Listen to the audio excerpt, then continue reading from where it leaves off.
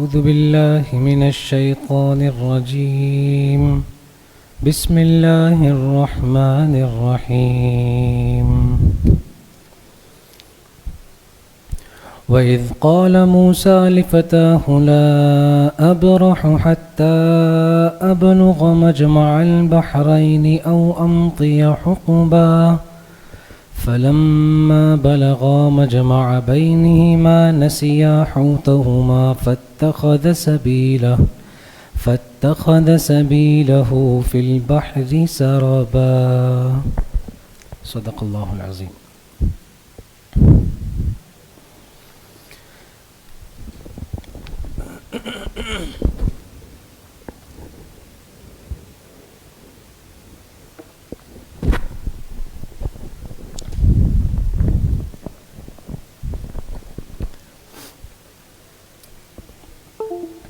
سورۃ الکہف الحمدللہ ہم پڑھ رہے ہیں اور رکوع نمبر 7 تک ہم کل تک مکمل کر چکے ہیں. آج رکوع نمبر 8 سے سبق کی شروعات ہے. ماقبل میں چونکہ آپ کو یہ بات ہم نے شروع میں بھی عرض کر دی کہ قرآن کریم کی آیات کا صورتوں کا آپس میں ایک جوڑ ہے، ایک ربط ہے نا. اب جو نیا رکوع شروع ہو رہا ہے اس کا ماقبل سے ایک جوڑ یہ ہے کہ پیچھے آپ کے سامنے بات آئی کہ یہ جو کفار تھے نا، یہ آپ علیہ الصلاۃ والسلام سے کہتے تھے کہ بھائی ہم جو ہے دین سیکھنے کے لیے آپ کے پاس آئیں گے، لیکن یہ جب ہم آتے ہیں نا تو یہ آپ کے پاس یہ سارے غریب لوگ بیٹھے ہوئے ہیں، یہ سب غریبوں ہیں. یہ سب یہ دروازہ بند کر دو. تو وہ بھی کہتے تھے غریبوں، تو وہ کہہ رہے ہیں سارے کے سارے غریب ہیں، تو ان کو اگر آپ ہٹائیں گے نا اپنے پاس سے پھر ہم آپ کے پاس آئیں گے علم حاصل کرنے کے لیے، دین سیکھنے کے لیے. یہاں سے اللہ تعالیٰ ایک بیان فرما رہے واقعہ جس میں حضرت موسیٰ علیہ السلام اتنے بڑے پیغمبر ہیں، لیکن عاجزی اور تواضع کا عالم یہ ہے کہ وہ بھی علم دین سیکھنے کے لیے جا رہے ہیں دوسرے حضرت کے پاس، حالانکہ ان کے پاس کوئی مال و دولت نہیں ہے. وہ بھی غریبی تھے نا، اتنے غریب تھے کہ آپ واقعے میں سنیں گے کہ کھانے کے لیے ان کے پاس کچھ نہیں تھا تو انہوں نے بستی والوں سے مانگا کہ اگر کچھ کھانے کے لیے دے دو تو اچھا ہے. غریب تھے نا وہ. تو اللہ تعالیٰ نے متکبرین کا تذکرہ کیا، پھر ان کے ساتھ ہونے والے برے انجام کا تذکرہ کیا ان کے تکبر کی وجہ سے، اور پھر ان کو مثال دینے کے لیے سمجھانے کے لیے ایک ایسے واقعے کا ذکر کیا جس میں تواضع تھی. پھر آگے چل کر ان کا اچھا اجر بھی بیان فرمائیں گے. تو ربط اور جوڑ سمجھ میں آ گیا نا آپ لوگوں کو. دیکھیں جی، فرماتے ہیں وَإِذْ قَالَ مُوسَىٰ لِفَتَاهُ. اچھا جی، یہ واقعہ کیا ہے؟ واقعہ یہ ہے کہ ایک مرتبہ حضرت موسیٰ علیہ السلام اپنی قوم یعنی بنی اسرائیل کو نصیحت اور اصلاحی بیان فرما رہے تھے، اور چونکہ وہ تھے پیغمبر تو پیغمبر کے کلام میں جو تاثیر ہوتی ہے اس تاثیر سے لوگ متاثر بھی ہو رہے تھے. بیان ختم ہوا، بہت اچھا علمی اور عظیم الشان بیان ہوا، تو کسی نے سوال کر لیا کہ حضرت بہت ہی علمی آپ نے بیان فرمایا ماشاءاللہ. دیکھیں میں آپ کو ایک مفہومی انداز میں بیان کر رہا ہوں، یہ حدیث مبارکہ میں بھی واقعہ مذکور ہے لیکن لفظ بلفظ میں نہیں بتا رہا، آپ کو سمجھانے کے لیے. حضرت آپ کا بیان بڑا علمی تھا، آپ سے بڑا کوئی عالم ہو سکتا ہے؟ آپ تو بہت بڑے عالم ہیں، تو آپ سے بڑا کوئی عالم ہو سکتا ہے اس دنیا میں؟ تو حضرت موسیٰ علیہ السلام نے فرمایا کہ نہیں ہو سکتا. کیوں نہیں ہو سکتا؟ حضرت موسیٰ علیہ السلام وقت کے پیغمبر، اور پیغمبر بھی وہ جو اولو العزم میں ہیں. قرآن کریم میں فرمایا 5 انبیاء ایسے ہیں جو اولو العزم میں ہیں، یعنی ٹاپ 5 پیغمبرز، ان میں حضرت موسیٰ علیہ السلام ہیں. پھر حضرت صاحب تورات بھی ہیں، پھر حضرت کلیم اللہ بھی ہیں، اللہ تعالیٰ سے براہ راست بات چیت کرنے کا بھی شرف ان کو حاصل ہے. اتنی ساری جب اسباب موجود ہیں، ان اسباب کی بنا پر حضرت موسیٰ علیہ السلام نے فرمایا کہ نہیں ہو سکتا کوئی اور مجھ سے بڑا عالم، یعنی اعلم الناس اس وقت کون ہے؟ میں. اب بات تو بالکل صحیح تھی، اصول کے مطابق بھی بالکل بات صحیح تھی، اور چونکہ وہ ایک پیغمبر تھے اس اعتبار سے اللہ کے ہاں بھی اصول یہی تھا کہ پیغمبر سے بڑا کوئی عالم نہیں ہوتا زمانے میں. لیکن یہ بات اللہ کہیں تو اچھا لگتا ہے، کوئی اور کہے تو بھی اچھا لگتا ہے، لیکن اللہ تعالیٰ کو یہ پسند نہیں تھا کہ خود حضرت موسیٰ علیہ السلام یہ بات کہیں. حسنات الابراری سیئات المقربین. بعض مرتبہ کسی کی کوئی نیکی بھی ہوتی ہے نا، کوئی کام اس نے کیا، ایک عام آدمی نے کوئی کام کیا اور وہ نیکی کا کام تھا، لیکن جو مقرب لوگ ہوتے ہیں نا، وہ کام اگر وہ مقرب نے کر لیا نا تو بھی گناہ ہوتا ہے اس پر. گناہ سے مراد تو بھی ناپسندیدہ ہوتا ہے. آپ نے یہ کام کیوں کیا؟ آپ سمجھے بات؟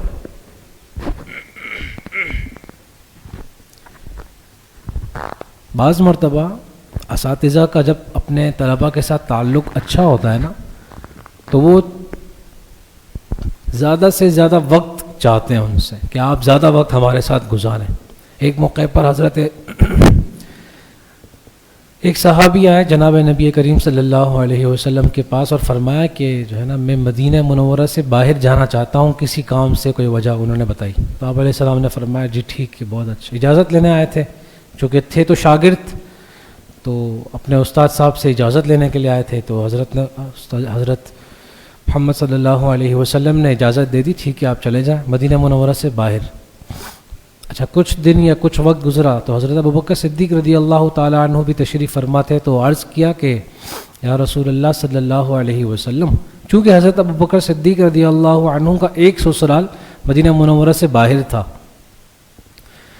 تو حضرت ابوبکر صدیق رضی اللہ عنہ نے عرض کیا کہ میں مدینہ منورہ سے کچھ دنوں کے لیے باہر جانا چاہتا ہوں. تو آپ نے فرمایا نہیں، تم ابھی مت جاؤ، تم ابھی مت جاؤ. یہ بات کیوں فرمائی؟ کوئی کام تھا؟ نہیں، صرف اس لیے فرمائی کہ آپ علیہ الصلاۃ والسلام کا جو حضرت ابو بکر صدیق رضی اللہ عنہ سے ایک تعلق تھا نا، ایک محبت کا، اس محبت کے تعلق کی بنا پر وہ دوری بھی برداشت نہیں ہو سکتی تھی. اس لیے آپ علیہ الصلاۃ والسلام نے فرمایا کہ تم ابھی مت جاؤ. تو بعض مرتبہ حالانکہ دیکھیں نا اس میں تو کوئی بات نہیں ہے، ایک دوسرے صحابی آئے انہوں نے بھی یہ بات کی تو آپ علیہ السلام نے قبول فرمائی، لیکن جب ابوبکر صدیق رضی اللہ عنہ نے یہ بات کی تو آپ علیہ الصلاۃ والسلام کو یہ بات پسند نہیں آئی، قبول نہیں فرمائی. حالانکہ بات تو صحیح تھی، حسنات الابرار سیئات المقربین. جو مقرب لوگ ہوتے ہیں نا، بہت ساری باتیں ان کی زبان سے نہیں اچھی لگتی، یہ ان کے مقرب ہونے کی دلیل ہوتی ہے. بعض مرتبہ جن کو مقرب بنا لیا جاتا ہے نا، یا جو مقرب ہوتے ہیں، وہ شکوہ کرتے ہیں کہ اس نے بھی تو یہ بولا، میں نے بول دیا تو کیا ہو گیا. تو آپ نے بول دیا پر کچھ ہو رہا ہے، اس کا مطلب آپ سے ایک تعلق ہے. سمجھے؟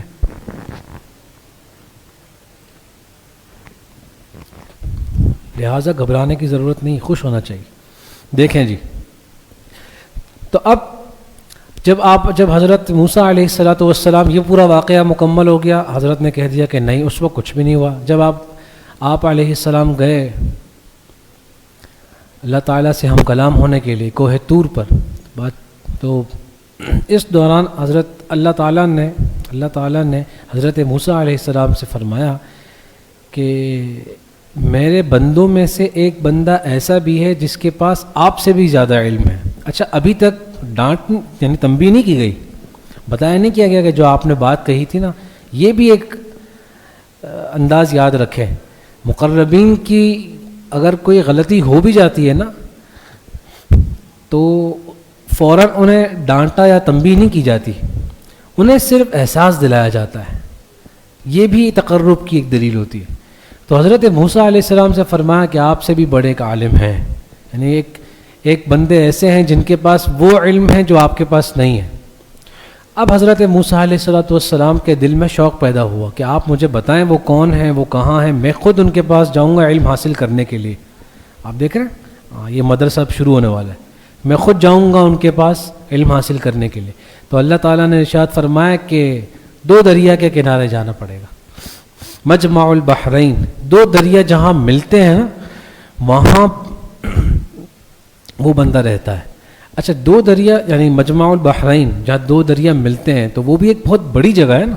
اب آپ سے کوئی کہہ دے بھائی کراچی میں 2 دریا پہ ملاقات کرتے ہیں تو فوراً مل جائیں گے آپ لوگ. اتنا بڑا 2 دریا ہے نا، تو آپ کو کوئی ایک جگہ متعین کرنی ہوگی. اس تعین کے لیے اللہ تعالیٰ نے فرمایا کہ 2 دریا جہاں ملتے ہیں نا وہاں پر بھی نشانی یہ لے جاؤ کہ اپنے ساتھ ایک مچھلی تل کر لے جانا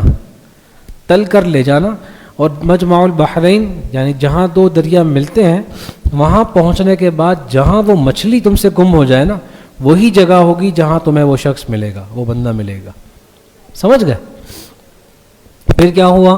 پھر قرآن کریم، یہ پورا واقعہ قرآن کریم میں ابھی لکھا ہوا نہیں آیا نا، ابھی ہم نے نہیں پڑھا، تو جتنا آپ کو میں نے بتا دیا اس کے بعد آیت سنیں.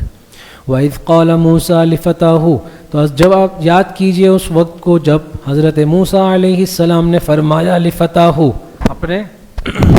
اپنے جوان سے، اپنے خادم سے. تفسیروں میں لکھا ہے ان کا نام تھا یوشع بن نون، اور بعد میں یہ پیغمبر بھی ہوئے جمہور کے قول کے مطابق.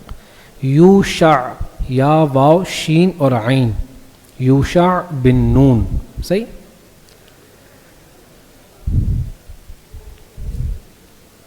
یوشع بن نون کو ساتھ لیا اور فرمایا کہ لا ابرح حتی ابلغ مجمع البحرین. بس میں، اچھا دیکھیں اب پورا جو واقعہ ہوا یا جتنی بھی چیزیں ہوئی وہ حضرت یوشع بن نون کے سامنے نہیں ہے، یعنی اللہ تعالیٰ نے کیا فرمایا ہے، کیا نشانیاں بتائی ہیں، کچھ بھی نہیں معلوم. اللہ تعالیٰ سے ہم کلام ہو کر واپس آئے، اپنے خادم کو لیا اور کہا کہ میں مسلسل چلتا رہوں گا جب تک میں دو دریا کے کنارے نہ پہنچ جاؤں. صحیح ہے؟ کراچی کا نہیں ہے یہ دو دریا، بتاتا ہوں. دو دریا کے جب تک کنارے یعنی جہاں دو دریا ملتے ہیں جب تک وہاں نہ پہنچ جاؤں تب تک میں مسلسل چلتا رہوں گا. او امضی حقبا، یا گزر جائے بہت لمبا عرصہ، بس میں چلتا رہوں گا. یہ یعنی اشارہ تھا کہ ہمارا جو مقصد ہے نا وہ ہے فلاں حضرت سے ملاقات کرنا، حضرت خضر علیہ السلام سے ملاقات کرنا. تو جب تک ان سے ملاقات ہو نہیں جاتی ہم چلتے ہی رہیں گے. سمجھ گئے؟ ہاں. اچھا جی، یہ دو دریا کون سے ہیں؟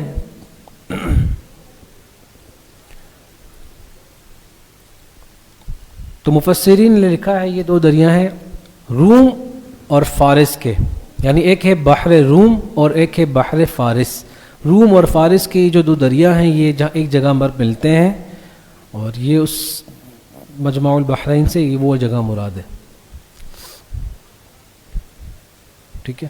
فلما بلغا مجمع بینہما، بس جب وہ دونوں پہنچ گئے مجمع بینہما، ان دو دریا کے ملاپ کی جگہ پر. ترجمہ اس کا یہ ہے دو دریا کے ملاپ کی جگہ. مجمع مانے اس میں ظرف کا صیغہ ہے، جہاں وہ دونوں جمع ہو رہے ہیں، مل رہے ہیں.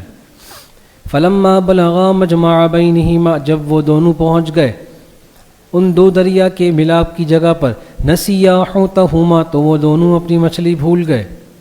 اچھا، مجمع البحرین پہنچے تو وہاں جو ہے ایک کنارے پر، اب ظاہر ہے جگہ تو تھی مجمع البحرین، تو انتظار بھی تھا کہ اب کہیں بھی مچھلی جو ہے وہ ہو سکتی ہے، گم ہو سکتی ہے. تو بیٹھے بیٹھے انتظار میں ایک جگہ ٹک لگا کر حضرت موسیٰ علیہ السلام بیٹھے، تشریف فرما ہوئے، اور کچھ دیر کے لیے لیٹ گئے آرام کرنے کے لیے. تو ان کی آنکھ لگ گئی، وہ سو گئے. اچھا، جب وہ سو گئے تو وہ جو مچھلی انہوں نے رکھی تھی نا، زنبیل لفظ لکھا ہے کہ زنبیل میں وہ مچھلی رکھی تھی، تو اب وہ تھیلی ہوگی یا کچھ چیز ہوگی، اس میں وہ انہوں نے مچھلی رکھی تھی تلی ہوئی.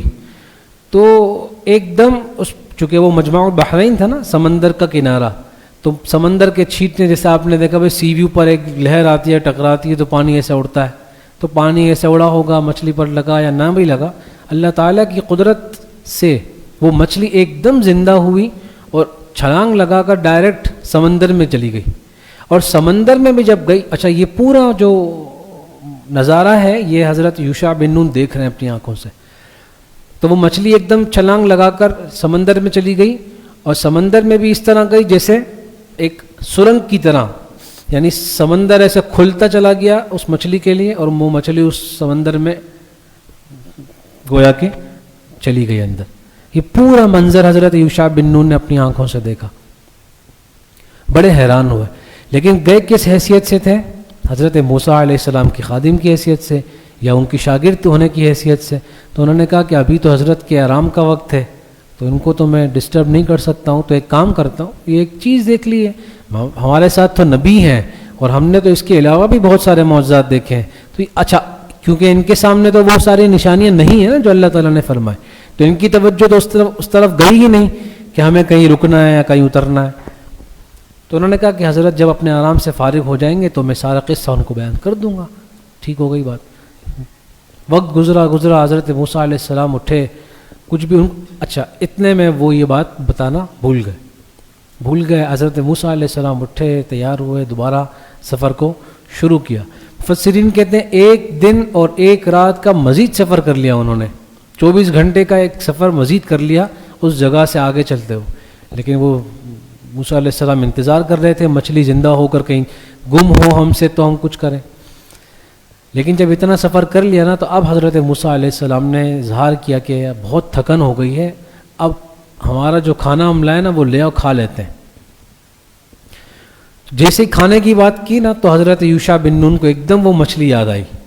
مچھلی کھانے کے لیے لے کر نہیں گئے تھے, لے کر تو کچھ اور کھانا گئے تھے, لیکن اس کا جب نام ہوا, تھیلی کھولنے کی باری آئی تو ایک دم حضرت یوشع بن نون کو یاد آیا کہ آپ کو میں بتانا بھول گیا کہ جب آپ تھوڑا جگہ پہلے آپ جب آرام کرنے کے لیے رکے تھے نا ہم, تو وہاں یہ پورا قصہ واقع ہوا تھا. تو حضرت موسیٰ علیہ السلام نے فرمایا وہیں تو ہمیں جانا تھا. فرمایا بس مجھے شیطان نے بھلا دیا, اور بس میں کیا کر سکتا تھا, شیطان نے بھلا دیا, آپ کچھ بولنا نہیں مجھے. کیونکہ حضرت موسیٰ علیہ السلام جلالی پیغمبر تھے نا, تو وہ ڈر بھی رہتے اور تھے خادم. انہوں نے کہا کہ بس شیطان نے بھلا دیا, میری غلطی نہیں ہے اس میں. تو حضرت موسیٰ علیہ السلام نے کچھ نہیں فرمایا, اور واپس 24 گھنٹے کا سفر انہوں نے دوبارہ پھر ریورس میں لیا. اپنے جو پیروں کے نشانات تھے, قدم کے جو نشانات تھے وہ دیکھتے دیکھتے, چونکہ ریگستانی علاقہ تھا, سمندری جو قریب ہوتے ہیں وہ سب ریگستانی مٹی کا علاقہ ہوتا ہے, تو وہ اپنے پیروں کے نشان دیکھتے دیکھتے دوبارہ پھر اس جگہ گئے. اور وہاں پھر جب دیکھا کہ یہی علاقہ ہے, یہی ہم آئے تھے, تو وہاں دیکھا وہ درخت کے نیچے ایک درخت کے سائے میں کوئی لیٹے ہوئے ہیں اور اپنی چادر اوپر اوڑی ہوئی ہے, آرام کر رہے ہیں. تو موسیٰ علیہ السلام چلے گئے ان کے پاس. پھر آج وقت پر بتاتے ہیں, ابھی آیت دیکھیں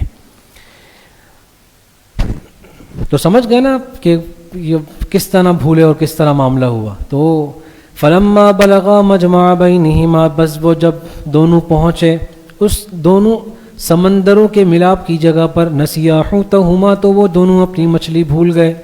اب حضرت یوشع بن نون بھول گئے کا مطلب یہ ہے کہ انہوں نے جو قصہ دیکھا وہ بتانا بھول گئے, اور حضرت موسیٰ علیہ السلام بھول گئے کا مطلب وہ پوچھنا بھول گئے کہ مچھلی ہے کہ گئی. دیکھیں نا, اللہ تعالیٰ نے فرمایا تھا جہاں آپ کی مچھلی گم ہوگی نا تو وہاں آپ کی جگہ ہوگی. تو اب مجمع البحرین تو پہنچ گئے تھے. تو حضرت موسیٰ علیہ السلام جو سوئے تھے, اس سونے کے درمیان کیا ہوا حضرت موسیٰ علیہ السلام کو نہیں معلوم. تو وہ اٹھنے کے بعد وہ پوچھنا بھول گئے کہ بھئی میرے سونے کے درمیان میں تو کچھ نہیں ہوا, وہ بھول گئے اور پوچھے بغیر ہم دونوں حضرات کیا ہو گئے, آگے چل پڑے. تو فاتخذ سبیلہ فی البحر سرابا, بنا لیا تھا اس مچھلی نے اپنا راستہ سمندر میں سرنگ بنا کر. سمجھ گئے, بیٹھے بیٹھے. فلما جاوزا, جب وہ دونوں آگے بڑھ گئے, حضرت موسیٰ علیہ السلام اور حضرت یوشع بن نون جب اپنی جگہ سے آگے بڑھ گئے, قال لفتاہ آتنا غداءنا, تو حضرت موسیٰ علیہ السلام نے اپنے خادم سے کہا لے آؤ ہمارے پاس ہمارا ناشتہ. غداءنا ہمارا ناشتہ یا دوپہر کا کھانا. کیونکہ میں آپ کو عرض کروں اس کا ترجمہ ناشتہ لکھا گیا ہے. اس کی وجہ یہ ہے کہ جو ہے نا اصل جو ترتیب ہے نا کھانے کی وہ ہے صبح کا ناشتہ اور رات کا کھانا. یہ دوپہر میں جو کھانا ہے نا یہ ترتیب کے مطابق نہیں ہے. سمجھ گئے؟ ہاں, ہم نے کیا کیا, وہ جو صبح کا ناشتہ تھا نا ہم نے کر دیا پہلے, اور جو رات کا کھانا تھا نا ہم نے کر دیا اس کو تھوڑا سا آگے. تو بیچ میں ہمارے پاس کافی وقت بچ گیا, تو ہم نے کہا کیا کریں, کھانا کھا لیتے. سمجھ گئے؟ تو یہ ترتیب ہو گئی ہماری آؤٹ. اب آپ دیکھیں نہیں, لوگ اکثر نہیں پیٹ پکڑ کے بیٹھے ہوتے ہیں, تو اس کی وجہ یہی ہوتی ہے کہ 2 سے انہوں نے کیا کر دیے, 2 سے بھلے 3, تو وہ بھول گئے کہ 3 تکڑا کام بگڑا. تو وہ یہ مسئلہ ہو گیا ان کے ساتھ. خیر, اس لیے غدا انا اگر آپ ابھی کی عربی دیکھیں گے نا تو وہ کہیں گے دوپہر کا کھانا, حالانکہ غدا انا سے مراد صبح کا ناشتہ ہے. سمجھ گئے؟ ہاں.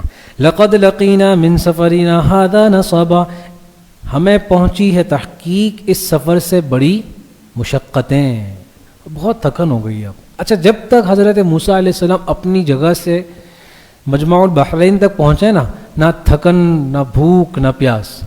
لیکن جیسے اس جگہ سے اپنے جو مقصودی جگہ تھی مطلوب اس سے آگے بڑھے نا تو تھکن بھی لگی، مشقتیں بھی محسوس ہو رہی ہیں، گرمی بھی محسوس ہو رہی ہے اور بھوک بھی لگ رہی ہے.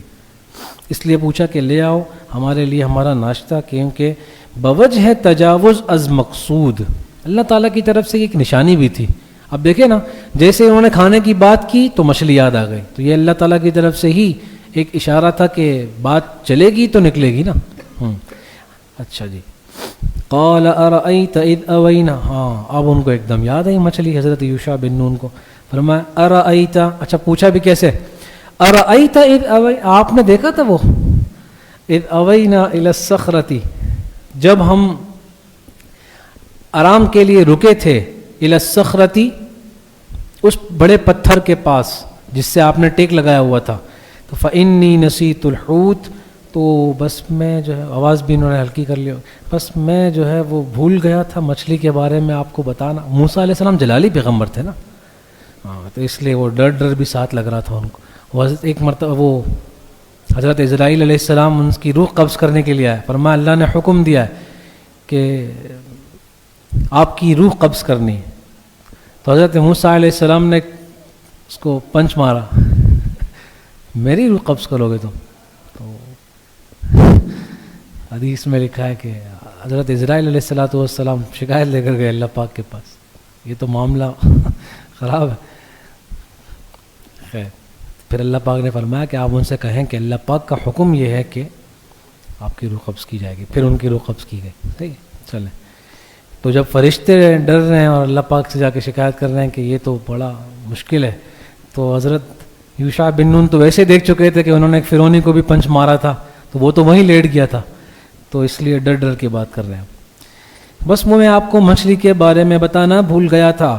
وما انسانیہ الا الشیطان، عذر بھی پیش کر دیا، اور نہیں بھلایا مجھے اس مچھلی کے بارے میں بیان کرنے کو، الا الشیطان، مگر شیطان نے، وہ شیطان نے مجھے بلا دیا، ان اذکرہ، کہ میں آپ سے اس کا تذکرہ کروں. واتخذ سبیلہ فی البحر عجبا، اور اس مچھلی نے بنایا تھا اپنا راستہ سمندر میں بڑے عجیب طریقے سے.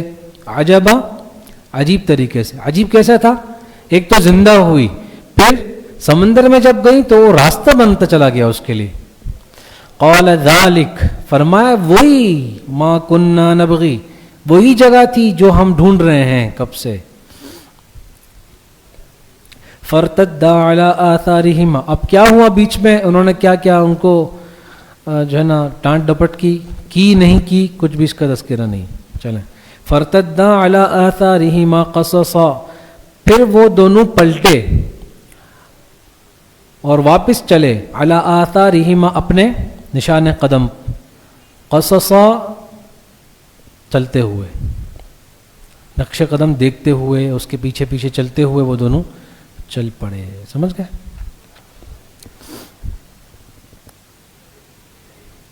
اب سوال یہ ہے کہ آپ نے یہ بات بھی سنی اور یہ بات لکھی ہے کہ حضرت یوشع بن نون یہ بعد میں چل کر پیغمبر بنے. تو اعتراض یہ ہوتا ہے کہ یہاں قرآن کریم کی آیت میں لکھا ہے کہ فرما رہے ہیں کہ مجھے شیطان نے بھلا دیا. سوال یہ پیغمبر پر بھی شیطان کا اثر ہوا؟ سمجھ رہے ہیں آپ لوگ؟ اعتراض سمجھ رہے ہیں؟ اس کا جواب یہ ہے کہ جو چیزیں بشری تقاضوں سے متعلق ہیں ان میں شیطان کا اثر چل بھی سکتا ہے، اس میں کوئی عیب کی بات نہیں. البتہ جو چیزیں تشریعی ہیں، شریعت کی ہیں، ان میں کبھی بھی شیطان کا اثر نہیں چل سکتا. آپ سمجھ گئے؟ یعنی کبھی ایسا نہیں ہو سکتا کہ کوئی دین کی بات ہو یا شریعت کی بات ہو، حلال و حرام کی بات ہو اور پیغمبر بھول جائیں، یہ نہیں ہو سکتا. البتہ یہ جو چیزیں ہیں جن کا تعلق اپنی ذات سے ہے، طبیعت سے ہے اور سمجھ گئے تقاضۂ بشریت سے، ان میں بھول ہو سکتی ہے. تو اعتراض صاف ہو گیا. ٹھیک ہے چلیں آگے. فوجدا عبدا من عبادنا، جب وہاں پہنچے مچھلی والی جگہ پر تو ان دونوں نے پایا ہمارے بندوں میں سے ایک بندے کو، آتیناہ رحمتن، جسے ہم نے دی تھی اپنی طرف سے، من عندنا، اپنی طرف سے ایک خاص رحمت.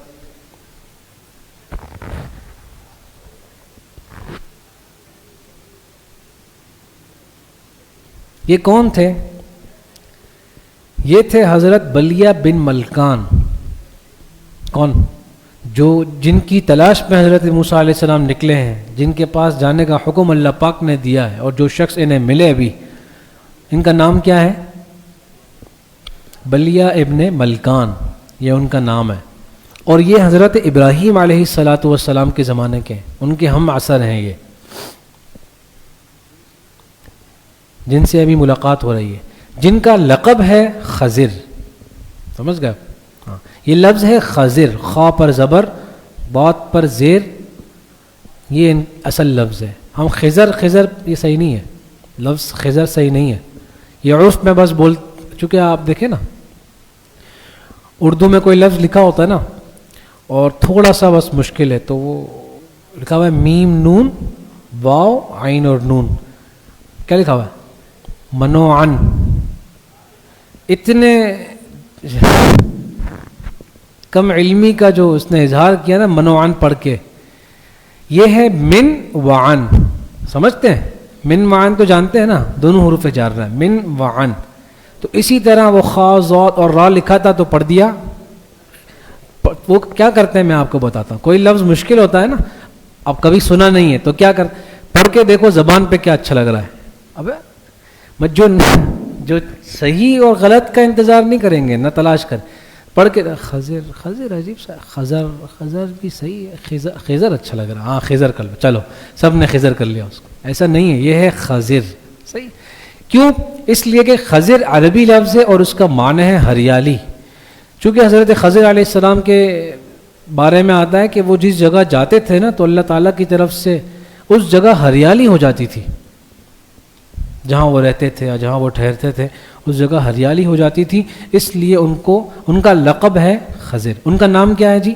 بلیہ ابن ملکان. اب سوال، بلیہ با لام یا الف، بلیہ بن ملکان، ٹھیک ہے، میم لام کاف الف نون، ملکان. اب اس میں بھی اختلاف ہے کہ بھائی پیغمبر تھے یا نہیں. تو جمہور کہتے ہیں کہ وہ بھی پیغمبر ہی تھے. ٹھیک ہے. اختلافات دیکھیں، ایک بات یاد رکھیں، آپ کے سامنے اختلاف آتا ہے، کئی بار اختلاف آتا ہے. پھر کیا ہوتا ہے اس میں؟ جمہور کا ایک قول ہوتا ہے. سب سے پہلے جمہور کا وہ قول یاد کر لیں سب سے پہلے، کیونکہ دیکھیں علم اسے کہتے ہیں جو بہت ساری چیزوں میں سے صحیح چیز کو ممتاز کر کے آپ کے سامنے بتا دے. ٹھیک ہے. ایک واقعہ لکھا ہے کتابوں میں کہ ایک عورت چلی گئی ایک عالم دین کے پاس، جو اس زمانے کے بڑے عالم تھے، علامہ تھے، ان کے پاس چلی گئی اور پردے میں ان سے عرض کیا کہ آپ مجھے اسم اعظم کے بارے میں بتائیں، اسم اعظم کے بارے میں بتائیں. تو انہوں نے آستین سیدھی کیا کہا. نمبر ایک قول یہ ہے کہ آیت الکرسی اسم اعظم ہے. ایک قول یہ ہے کہ لا الہ الا انت سبحانک انی کنت من الظالمین اسم اعظم. ایک قول یہ ہے ربنا آتنا فی الدنیا حسنۃ، یہ اسم اعظم. ایک قول یہ ہے کہ سورہ آل عمران کی جو پہلی آیت ہے وہ اسم اعظم. اس عورت نے کہا میں سمجھ رہی تھی کہ آپ عالم ہیں، آپ تو مجھ سے بھی بڑے جاہل ہیں. مسئلہ حل ہوا؟ نہیں ہوا نا. وہ جس طرح آئی تھی خالی ہاتھ اس طرح خالی ہاتھ جانا پڑ رہا ہے. اس لیے ہمیشہ اس بات کو یاد رکھیں، علم اسے کہتے ہیں. دیکھیں اختلافات آپ پڑھتے نا، کلاس میں پڑھ لیا آپ نے، سبق میں پڑھ لیا آپ نے، مدرسے میں پڑھ لیا آپ نے، سمجھ میں آتی ہے. لیکن جب آپ یہاں سے باہر نکلیں گے اور ایک عالم ہونے کی حیثیت سے جائیں گے تو لوگ آپ سے جب سوال کر رہے ہیں نا اپنے مسئلے کو حل کرانے کے لیے کر رہے ہیں. اب ان کے سامنے بھی اگر آپ یہ بولیں کہ امام اعظم ابو حنیفہ رحمۃ اللہ علیہ کا یہ قول ہے، ان کے ایک شاگرد ہیں امام ابو یوسف رحمۃ اللہ علیہ، ان کا یہ قول ہے، انہوں نے حضرت امام شافعی رحمۃ اللہ علیہ سے اختلاف کیا، اس کا یہ قول ہے. یقین کریں نہ وہ ان حضرات کو جانتا ہے، اور جو آپ کے بارے میں تھوڑی بہت عزت اس کے دل میں تھی نا وہ بھی اترتی دیکھ لیں گے. پھر آپ وہ کہیں گے جزاک اللہ، بس وہ آخری جزاک اللہ تھا. اب نہ سلام ہوگی نہ دعا ہوگی، کیونکہ آپ وہ انتظار میں تھا کہ جب آپ عالم بنے تو اس کے مسئلوں کو حل کریں، چاہے وہ آپ کے والدین ہی کیوں نہ ہو. لیکن جب آپ ان کے مسئلوں کو حل نہیں کر سکیں گے نا تو ایک بار، دو بار، تیسری بار آپ سے پوچھیں گے بھی نہیں وہ، تو آپ کا علم نافع ہی نہیں بنے گا نا اس وقت تک جب تک دوسرے کو فائدہ نہیں ہو رہا. تو اس لیے ہمیشہ یاد رکھیں جو جمہور کا قول ہے آپ اس کو سب سے پہلے یاد کر لیں، اس کو ذہن میں بٹھا لیں. کوئی بات کرے گا آپ کہیں گے کہ اس میں زیادہ تر علماء کہتے ہیں کہ یہی ہے، بس دوسرا قول بتائیں ہی مت. ضرورت ہی کیا ہے. چلیں سمجھ گئے آپ لوگ بات؟ بہترین. چلیں جی. تو جمہور کا قول یہ ہے کہ یہ پیغمبر ہے. کون؟ حضرت خضر علیہ السلام. خضر. ٹھیک ہے. اچھا جی. دوسری بات یہ زندہ ہے یا نہیں، کیونکہ الگ الگ روایت ملتی ہے. اس میں بھی جمہور کہتے ہیں کہ یہ زندہ ہیں اور اس وقت لوگوں کی نظروں سے پوشیدہ ہیں. حیات خضر مستقل ایک کتاب لکھی گئی ہے جس میں وہ ساری روایات دلائل جمع کیے ہیں جن میں حضرت کی حیات کا تذکرہ ہے. ٹھیک ہے جی.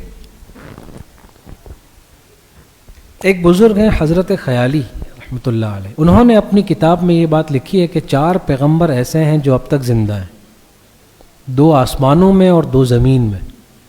جو 2 زمین میں زندہ ہیں ان میں ایک ہیں حضرت خضر علیہ السلام اور ایک ہیں حضرت الیاس علیہ السلام.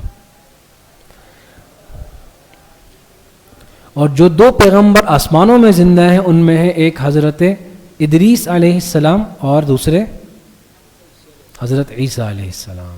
یہ تو عقیدے میں شامل ہے نا حضرت عیسیٰ علیہ السلام کا زندہ ہونا، کیونکہ قرآن کریم میں صراحتاً اس کا تذکرہ ہے کہ حضرت عیسیٰ علیہ السلام زندہ ہے. اور جو باقی 3 حضرات ہیں ان کا صراحتاً تو نہ کسی آیت میں ہے نہ کسی حدیث میں ہے، البتہ ضمنی دلائل سے یہ سمجھ میں آتا ہے. ضمنی دلائل کا مطلب قرآن و حدیث میں کئی چیزوں میں اشارے ملتے ہیں، ان اشاروں سے یہ بات سمجھ میں آتی ہے کہ یہ حضرات زندہ ہیں.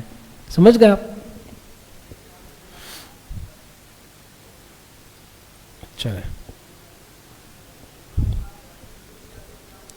تو فوجد عبدا من عبادنا، تو ان دونوں نے پایا ہمارے بندوں میں سے ایک بندے کو، آتیناہ رحمتا من عندنا، جس کو ہم نے دیا تھا ہماری طرف سے خاص رحمت، یعنی نبوت. دیکھیں اس سے اشارہ مل رہا ہے نا نبوت کا.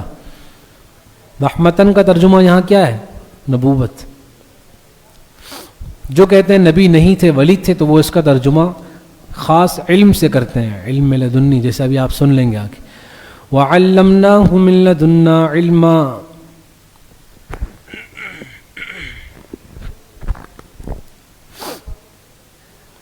اور ہم نے انہیں علم دیا تھا اپنی جانب سے خاص علم.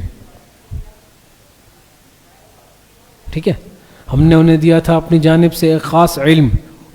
اب وہ خاص علم کیا تھا؟ دیکھیں حضرت موسیٰ علیہ السلام جیسے آپ کے سامنے بات آئی، اس وقت کے پیغمبر تھے تو سب سے زیادہ علم حضرت موسیٰ علیہ السلام کے پاس تھا، اور حضرت خضر علیہ السلام کے پاس ان کو بھیجا گیا یہ کہہ کر کہ ان کے پاس ایک ایسا علم ہے جو آپ کے پاس نہیں ہے. ان دونوں کے علم میں بہت بڑا فرق ہے. حضرت موسیٰ علیہ السلام کے پاس جو علم تھا اسے کہتے ہیں علم تشریعی، تا شین را یا عین. اور یہ میں آپ سے عرض کروں، یہ بعض باتیں ایسی ہوتی ہیں ان کو فوراً لکھ لینا چاہیے. العلم صید والقلم قید. علم جو ہے نا یہ آپ کے سامنے ایک شکار کی طرح ہے، اور جو قلم ہے نا یہ آپ کے پنجرے کی طرح ہے. تو اگر آپ کو لگتا ہے کہ یہ شکار قیمتی ہے تو فوراً اس کو اپنے پنجرے میں بند کر لیں. سمجھ گئے؟ العلم صید والقلم قید.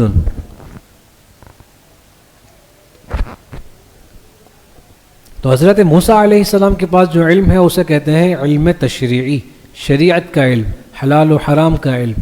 صحیح؟ اور حضرت خضر علیہ السلام کے پاس جو علم ہے اسے کہتے ہیں علم تکوینی، تا کاف باو یا نون یا تکوینی. اصولی بات یہ یاد رکھیں کہ علم تشریعی ہمیشہ علم تکوینی سے افضل ہوتا ہے. کیوں؟ اس لیے کہ اللہ تعالیٰ نے ساری انسانیت کو پیدا فرمایا اپنی عبادت کے لیے. اصل مقصود تخلیق انسانی کا کیا ہے؟ اللہ تعالیٰ کی عبادت. اس کے لیے جس علم کی ضرورت ہے وہ ہے علم تشریعی. علم تکوینی کی نہ کسی کو ضرورت ہے اور نہ کسی کا اس سے کوئی دینی فائدہ ہے.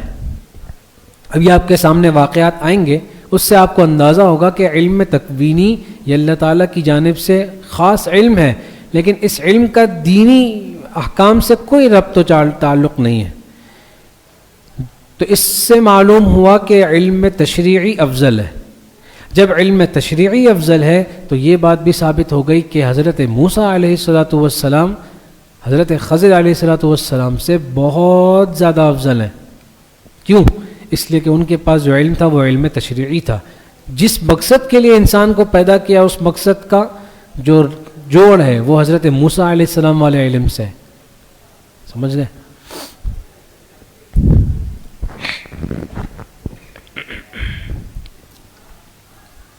چلیں جی یہ بھی ہو گیا جی.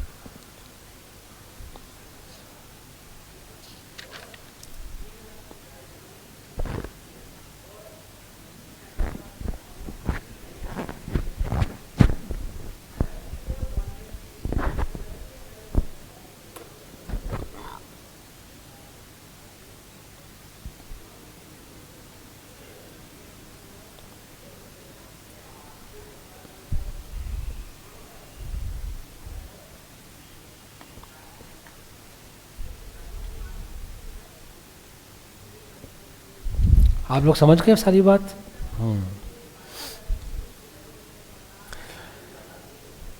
تو جب ان کو ملاقات ہوئی وہ لیٹے ہوئے تھے، وہ گئے ان کے پاس، فرمایا السلام علیکم ورحمۃ اللہ. حضرت موسیٰ علیہ السلام نے فرمایا السلام علیکم ورحمۃ اللہ. تو حضرت خضر علیہ السلام نے تو چادر اوڑھی ہوئی تھی، آواز سن لی، تو آواز سنی تو فرمایا این السلام، یہاں کہاں سے سلام آ گیا؟ کیونکہ وہ جو علاقہ تھا وہ سارا تو مشرکین کا تھا، یعنی سارے غیر مسلم تھے، اسلام کا تو وہاں تھا نہیں. تو این السلام، پھر چادر اٹھا کے دیکھا، پھر حضرت موسیٰ علیہ السلام نے اپنا تعارف کرایا، پھر وہ کہا کہ وہ بنی اسرائیل والے موسیٰ؟ کہا جی جی جی.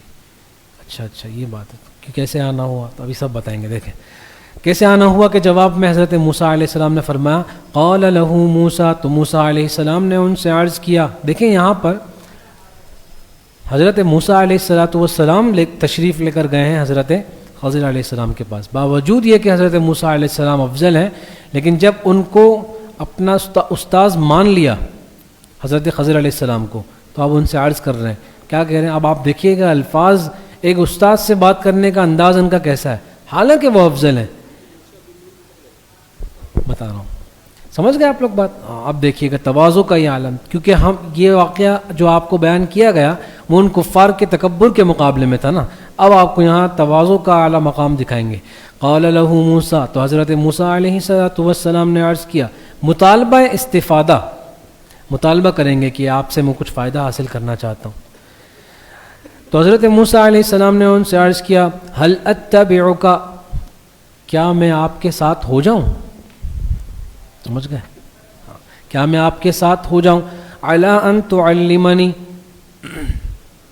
کیا میں آپ کے ساتھ رہ سکتا ہوں اس شرط کے ساتھ ان تعلمنی کہ آپ مجھے سکھا دیں، مما علمت رشدا، وہ علم جو آپ کو سکھایا گیا ہے، رشدا رہنمائی والا، صحیح علم، آپ کو جو اچھا والا علم، اعلیٰ والا علم اور صحیح علم سکھایا گیا ہے، آپ مجھے بھی وہ سکھا دیں. قال، تو حضرت خضر علیہ السلام نے معذرت کے لیے فرمایا انک لن تستطیع معی صبرا، کہ بے شک آپ میرے ساتھ رہ کر صبر نہیں کر سکیں گے، صبر نہیں کر سکیں گے آپ. وکیف تصبروا، اچھا دیکھیں اب ہم کیا بعض مرتبہ ہمیں یہ الفاظ سنے نا ترجمے کے، تو ہم نے کہا کہ حضرت موسیٰ علیہ السلام جذباتی جلالی پیغمبر تھے، تو اس کا مطلب جذباتی بھی ہوں گے، تو فوراً ان کو غصہ نہ پیغمبر حضرت موسیٰ علیہ السلام جلالی تھے، لیکن تشریعیات میں، شریعت کے احکام میں جلالی تھے. ایسا نہیں تھا کہ ان کے جذبات ان کے قابو سے باہر ہو جائیں. اور یہ جو فرمایا گیا نا کہ حضرت موسیٰ علیہ السلام کو کہ آپ صبر نہیں کر سکیں گے، تو اس کا معنی وہ صبر نہیں ہے جس کا ہمیں حکم ہوتا ہے کہ صبر و شکر سے زندگی گزارو. یہ وہ صبر نہیں مراد ہے.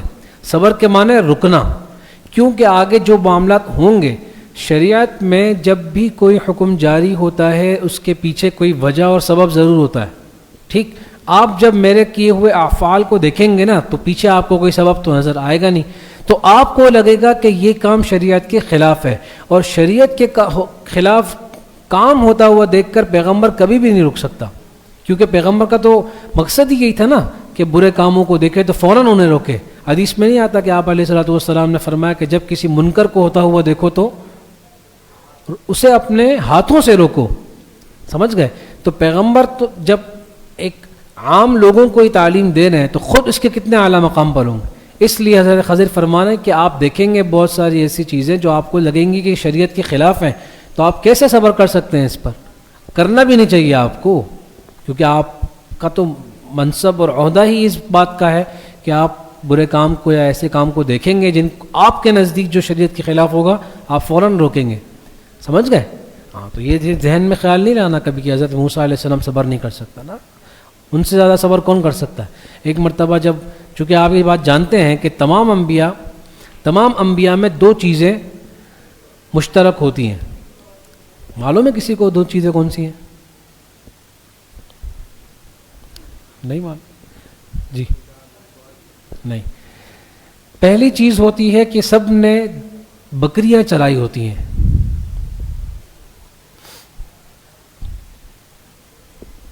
سب نے بکریاں چرائی ہوتی ہیں. دو چیزیں تمام کے تمام انبیاء میں مشترک ہوتی ہیں. نمبر ایک،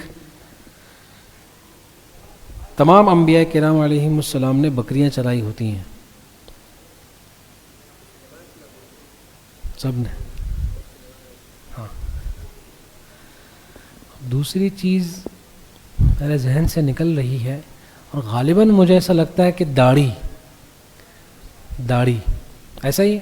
جی جی. دو چیزیں ایسی ہیں جو تمام انبیاء کرام علیہم السلام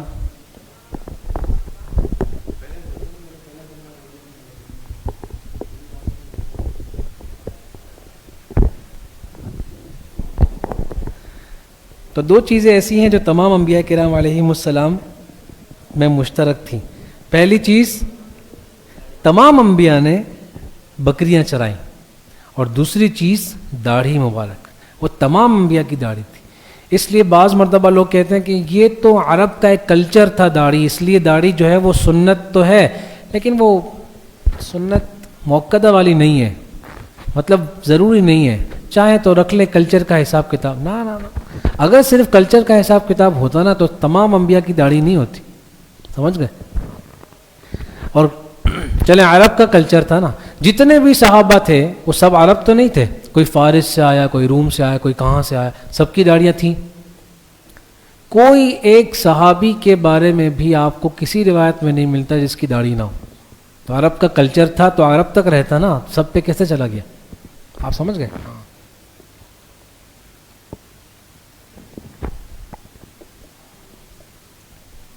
چلیں جی جلدی پڑھتے ہیں.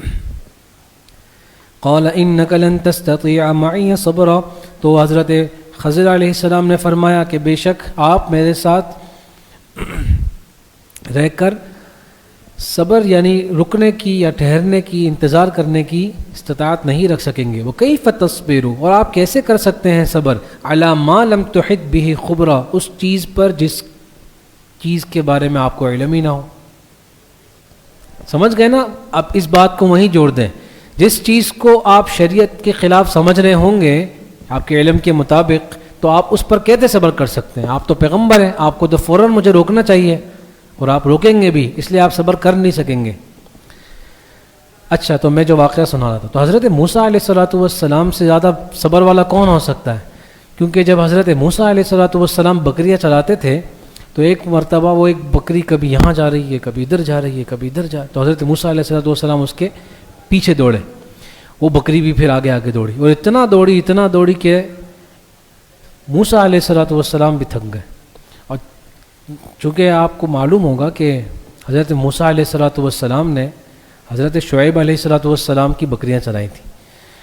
ان کی جو بیٹی تھی ان سے شادی کرنے کے لیے حضرت شعیب علیہ السلام نے شرط رکھی کہ آپ ایسا کریں کہ میری بکریاں چرائیں اور اس کے بعد پھر میں آپ کی شادی اپنی بیٹی سے کرا دوں گا. وہ ایک لاٹھی بھی ان کو دی تھی، تو حضرت موسیٰ علیہ السلام کے پاس وہ لاٹھی بھی تھی.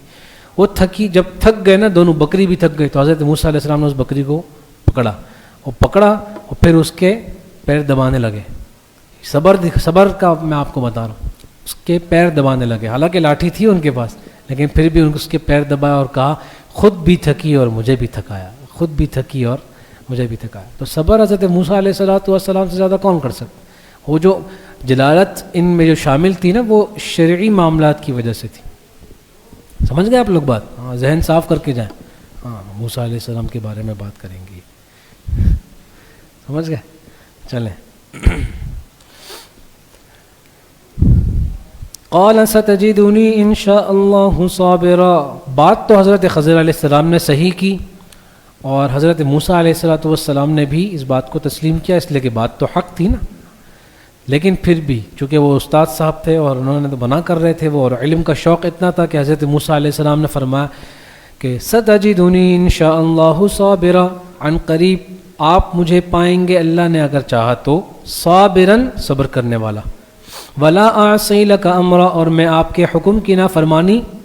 حضرت موسیٰ علیہ السلام کی تواضع دیکھیں، میں آپ کے حکم کی نافرمانی، حالانکہ افضل حضرت موسیٰ علیہ السلام ہے تو ان پر کیسے ان کا حکم چلے گا. لیکن پھر بھی وہ کہہ رہے ہیں کہ میں چونکہ علم حاصل کرنے آیا ہوں اور علم تو تواضع کے بغیر آتا نہیں ہے، اس لیے میں آپ کے حکم کی نافرمانی نہیں کروں گا. میں یہ نہیں سوچوں گا کہ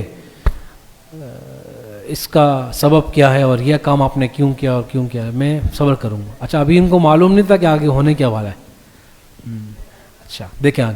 قال دیکھیں نا سورۃ الکہف کا جو اصل آپ کے سامنے موضوع آیا تھا وہ کیا تھا، کسی کو معلوم ہے؟ یاد ہے کسی کو؟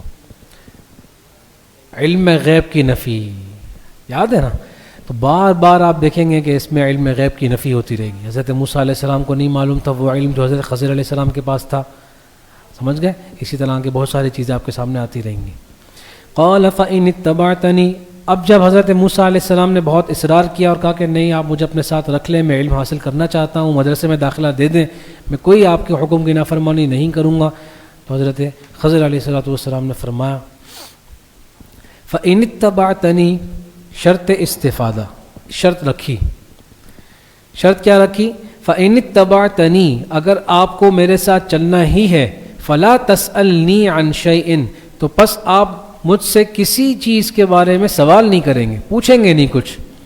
حتی احدث لک منہ ذکرا، جب تک کہ میں خود آپ کے سامنے اس کا تذکرہ کھل کر نہ کر دوں.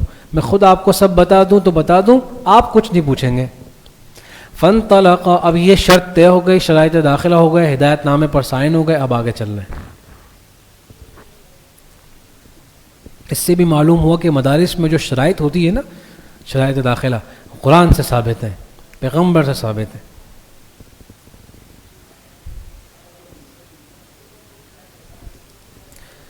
دیکھیں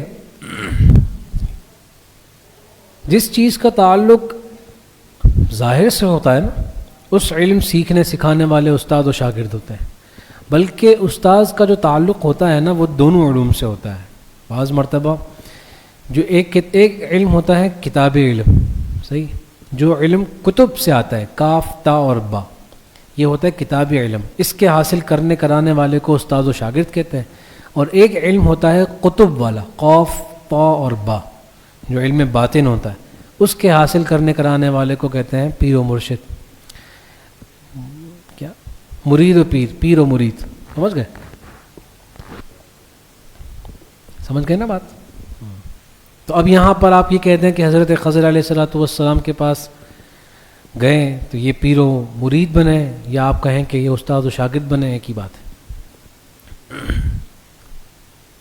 کوئی بھی بات ہو لیکن شرائط داخلہ پر سائن کروانے میں دلیل قرآن کریم سے ثابت ہے. چلیں. فانطلقا حتی، دیکھیں نا بعض مرتبہ بعض مدارس میں شرائط ہوتی ہیں کہ بھائی آپ میں جو ہے نا اتنے نمبر آپ کے آنے چاہیے تب ہم آپ کو داخلہ دیں گے، یا آپ میں یہ صلاحیتیں ہونی چاہیے ہم آپ کو پھر داخلہ دیں گے. تو بعض مرتبہ طلباء جو ہے وہ اعتراض کرتے ہیں کہ یہ تو اللہ تعالیٰ کی طرف سے علم ہے، اس کو تو پھیلانے کا حکم ہے، یہ شرائط اور رکاوٹیں کیوں پیدا کی جا رہی؟ بعض مرتبہ اس کی ضرورت ہوتی ہے. ہم چونکہ دیکھیں نا جو وار ہم پہ ہو رہا ہوتا ہے نا ہمیں وہ برا ہی لگتا ہے. سمجھ گئے؟ حضرت خضر علیہ السلام کو دیکھا تو پہچان لیا، یا دونوں حضرات کو دیکھا تو چونکہ بانور شخصیات تھی، دونوں پیغمبر سے زیادہ خوبصورت اور حسین اور اٹریکشن والا کون ہو سکتا ہے؟ کوئی نہیں. اس لیے ان کو دیکھا تو کہا کہ بہت اچھے لوگ آ رہے ہیں، لہٰذا پیسے بھی نہیں لیے ان سے، ہم آپ کو جو ہے نا خوشی خوشی آپ کو اکرام اور احترام کے ساتھ اچھی جگہ پر بٹھایا، پورا عزت و اکرام، چائے پانی بھی پوچھا جو اس وقت کی ترتیب تھی.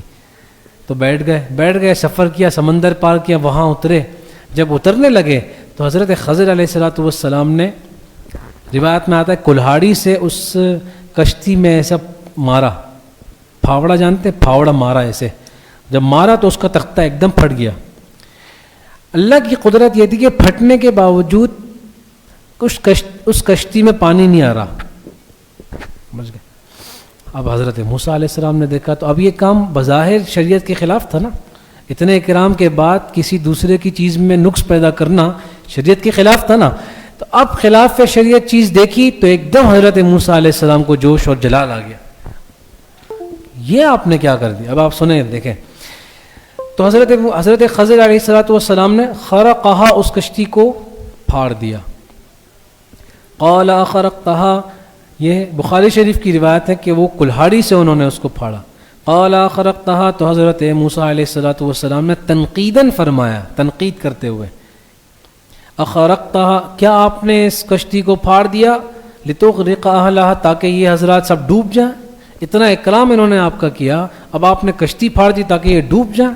وہ ایک دم جوش آ گیا ان کو، جلال آ گیا ان کو۔ لقد جئت شیئا امرا، یہ تو آپ نے تحقیق ایک بھاری کام کر دیا، مطلب یہ تو آپ کو بالکل بھی نہیں کرنا چاہیے تھا، بھاری کام کر دیا۔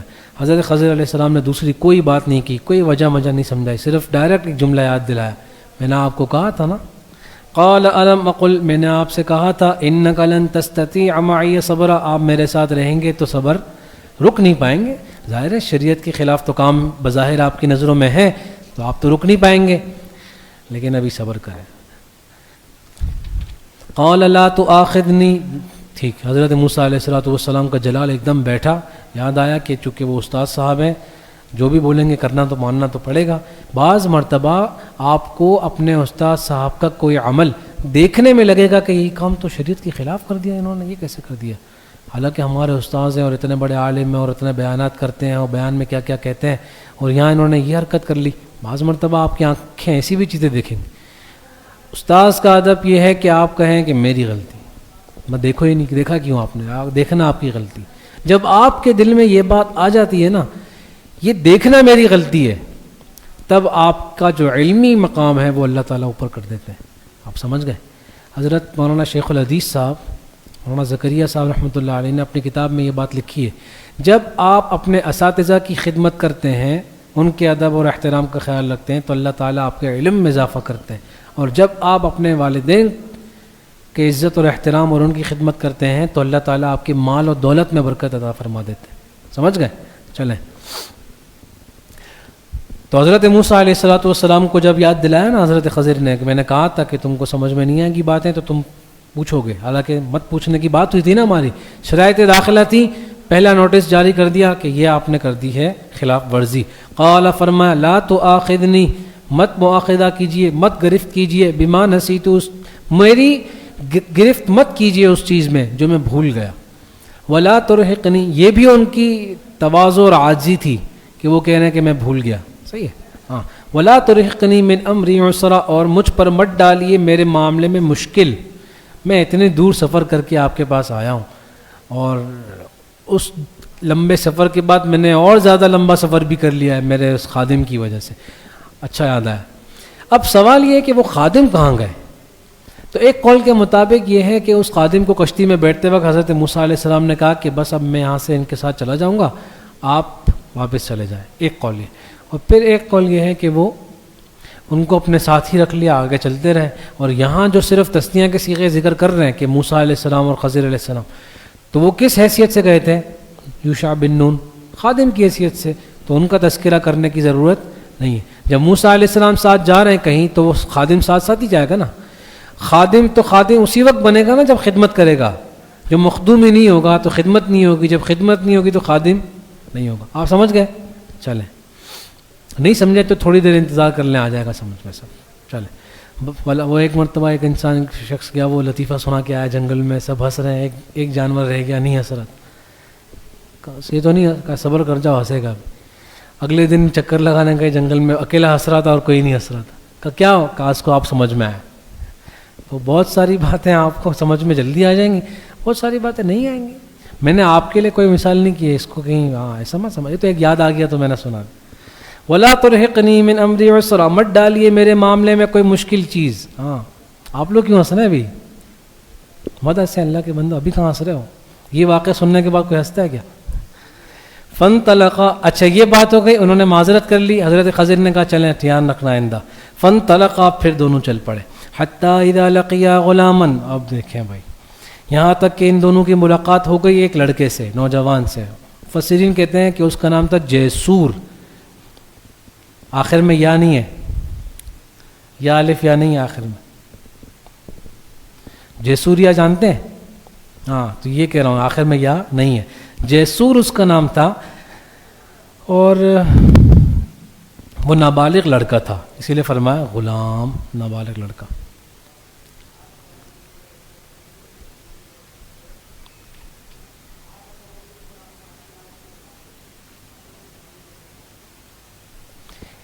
اب کشتی سے اترے، یہ سارا قصہ ہوا، چل رہے تھے، دیکھا کچھ نوجوان جو ہے وہ آپس میں کھیل رہے ہیں، اور ان میں ایک ایسا نوجوان تھا جو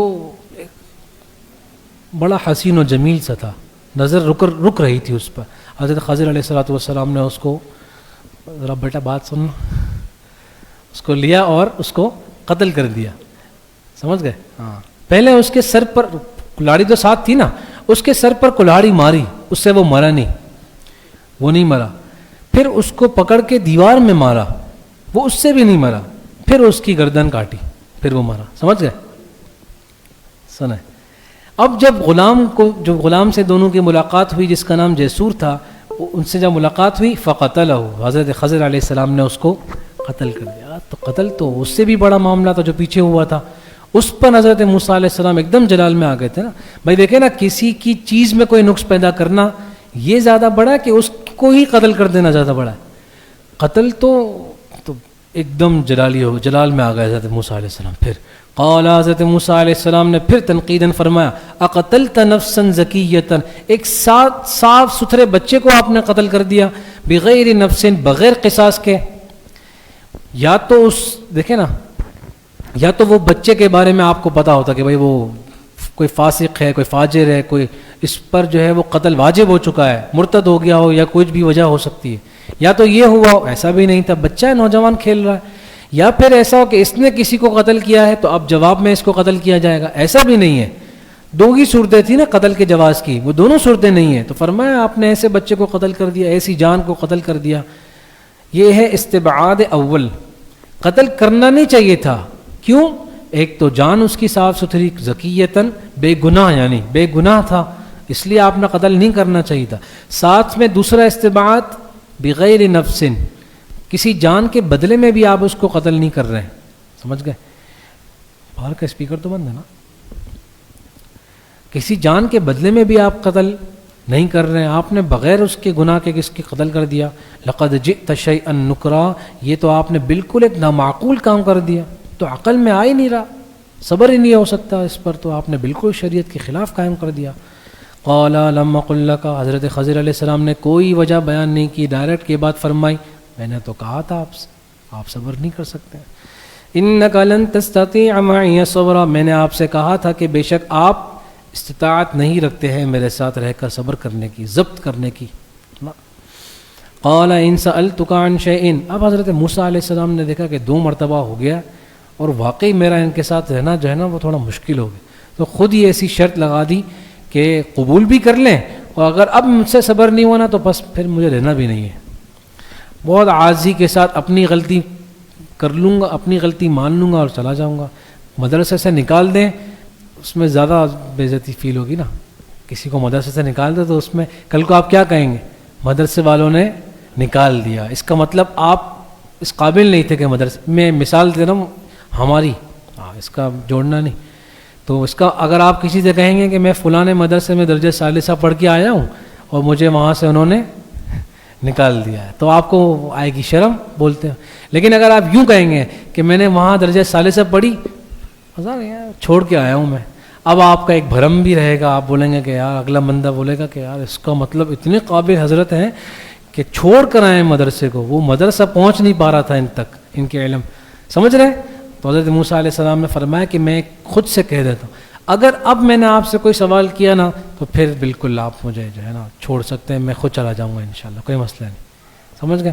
اب یہ بات انہوں نے ایسی کر دی کہ حضرت خضر علیہ السلام نے بھی زیادہ اس پر تنقید نہیں کی. ٹھیک جب آپ خود کہہ رہے ہیں تو دیکھیں نا، اسی وجہ سے بخاری شریف میں آتا ہے کہ حضرت موسیٰ علیہ السلام، حضور علیہ السلام نے فرمایا کہ اللہ رحم کرے موسیٰ علیہ السلام پر، اگر وہ تھوڑی دیر اور رک جاتے نا ان کے ساتھ، ہمارے سامنے اور بھی بہت ساری اللہ کی قدرت کی نشانیاں سامنے آتی. جیسے اب یہ 3 وجوہات جب بیان کریں گے نا تب آپ کو سمجھ میں آئے گا. سمجھ گئے؟ تو حضور علیہ السلام نے ارشاد فرمایا، بخاری شریف میں یہ بات موجود ہے روایت، کہ اللہ رحم کرے موسیٰ علیہ السلام پر، اگر وہ تھوڑا اور رک جاتے نا، یہ بات نہ کہتے تو حضرت خضر نے تو نہیں کہا نا کہ آپ نکل جاؤ، یہ خود انہوں نے کہا کہ میں چلے جاؤں گا. پھر تو اگر یہ بات نہ کہتے اور تھوڑا اور سفر کر لیتے تو بہت ساری اور بھی عجائبات ہمارے سامنے کھلتے. سمجھ گئے؟ اچھا جی. قال، حضرت موسیٰ علیہ السلام نے فرمایا، یہ معاہدہ کر لیا حضرت موسیٰ علیہ السلام، وعدہ کرتا ہوں، ان سألتک عن شیء، اگر اب میں نے آپ سے کسی چیز کے بارے میں سوال کیا، بعدہا، اس مرتبہ کے بعد، ہا ضمیر لوٹ رہی ہے معذوف کی طرف، ہذہ المرہ، اس مرتبہ کے بعد اگر میں نے آپ سے کوئی سوال کیا، فلا تصاحبنی، پھر آپ مجھے اپنے ساتھ. اس میں بھی دیکھیں تواضع اور عاجزی کا عالم، یہ الفاظ کیا استعمال کیے، میں چلا جاؤں گا نہیں فرمایا، فلا تصاحبنی، پھر آپ مجھے اپنے ساتھ مت رکھیے گا. دیکھیں، قد بلغت من لدنی عذرا، تحقیق کہ آپ کو پہنچا ہے میری جانب سے بہت بڑا عذر. آپ کو تکلیف ہو رہی ہے نا، بار بار میں ایسا سوال کر رہا ہوں پھر آپ کو تکلیف ہو رہی ہے، تو کبھی بھی شاگرد یہ نہ کرے کہ اپنے استاذ کو تکلیف پہنچے یا پہنچائے. سمجھے؟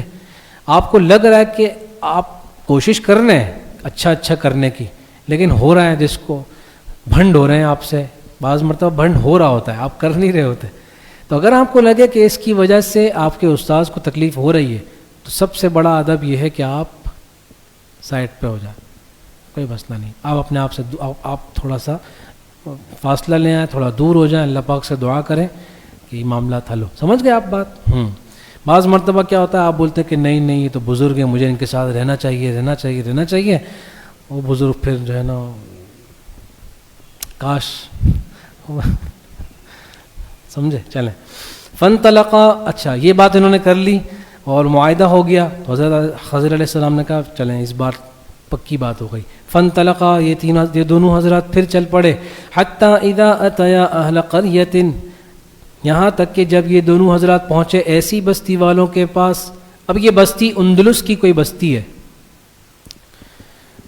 ٹھیک ہے، اندلس کی کوئی بستی ہے، وہاں پہنچے. استطعما اہلہا، تو اس بستی والوں سے انہوں نے کھانا طلب کیا، کچھ کھانے کو ہو تو، کیونکہ اب ظاہر ہے نا اتنا سفر کر کے آئے تھے، درمیان میں کوئی کھانے پینے کا تو تھا نہیں. تو بستی میں پہنچے تو بستی والوں سے کہا کہ بھائی کوئی کھانا اگر دینا چاہو تو ہمیں خوشی ہوگی. انہوں نے کہا فابوا، اللہ کیا کہتے ہیں یار، اللہ بھلا کرے. ہاں اللہ بھلا کرے، اللہ بھلا کرے گا بھائی، اللہ میں دعا کر دوں گا آپ کے، اللہ آپ کے پیٹ بھر دے گا. ابے بھائی کچھ کھانا دو گے تو پیٹ بھرے گا نا. خیر، فابوا، تو بستی والوں نے انکار کر دیا. تو وہ بڑے ادب کے ساتھ انہوں نے کہا کہ معذرت چاہتے ہیں، اللہ بھلا کرے گا انشاءاللہ. تو انہوں نے بھی ٹھیک ہے بھائی مت دو، کوئی بات نہیں، اب کیا کر سکتے. فابوا ان یضیفوہما، انہوں نے انکار کر دیا بستی والوں نے کہ وہ ان دونوں کی مہمان نوازی کرے، نہ نہیں کر سکتے ہم. فوجدا فیہا جدارا، اب انہوں نے منع کر دیا. وہ یہ دونوں حضرات جو ہے وہ پھر ٹھیک ہے پھر گھروں سے ہٹ کر آگے کی طرف جانے لگے. فوجدا فیہا جدارا، تو دیکھا انہوں نے کہ ایک دیوار ہے، یرید ان ینقض، بس قریب ہے کہ وہ گری جائے گی، گرنا چاہتی ہے، یعنی بس وہ گرنے ہی والی تھی. فاقامہ، تو حضرت خضر علیہ السلام نے معجزہ ظاہر فرماتے ہوئے ایک ہاتھ سے اس کو ایسا ٹھک مارا، وہ دیوار ایک دم سیدھی ہو گئی. یا روایت میں ہے کہ صرف اشارہ کیا یا ایسے ہاتھ سے اس کو مارا یا اس پر ہاتھ پھیرا تو وہ دیوار سیدھی ہو گئی. قال لو شئت لاتخذت علیہ اجرا، حضرت موسیٰ علیہ السلام نے یہاں پر جلالن تو نہیں فرمایا لیکن ایک مشورہ دے دیا کہ اگر آپ چاہتے، لو شئت، اگر آپ چاہتے، لاتخذت علیہ اجرا، تو اس دیوار سیدھی کرنے پر ہی کوئی اجرت لے لیتے نا. مسئلہ شرعی مسئلہ بتا رہے تھے. فقہی مسئلہ یہ ہے کہ اگر آپ کسی کی خدمت کریں تو اس پر معاوضہ لے سکتے ہیں. کس کو بتا رہے؟ خضر علیہ السلام. پھر تم بول پڑے. کہہ رہے قال هذا فراق بینی و بین. انہوں نے تو اس بار یہ بھی نہیں کہا کہ میں نے تم کو کہا تھا نا کہ تم چلو ختم، چلو ڈائریکٹ. سأنبئک بتأویل ما لم تستطع علیہ صبرا. ہاں سنو، ابھی جو آپ نے 3 سوالات کیے اور 3 جو باتیں تھیں جن پر آپ صبر نہیں کر پا رہے تھے، سأنبئک میں ان قریب آپ کو خبر دے دیتا ہوں ان چیزوں کی حقیقت کے بارے میں جس پر آپ سے صبر نہیں ہو پا رہا تھا. اور یہ ہم ترجمہ کر رہے ہیں اس طرح کہ آپ سے صبر نہیں ہو پا رہا تھا، لیکن آپ سمجھ گئے نا کہ کیوں؟ کیونکہ شرعی پیغمبر کا منصب اور عہدہ تقاضا کرتا ہے اس بات کا کہ ان چیزوں پر صبر نہ ہو.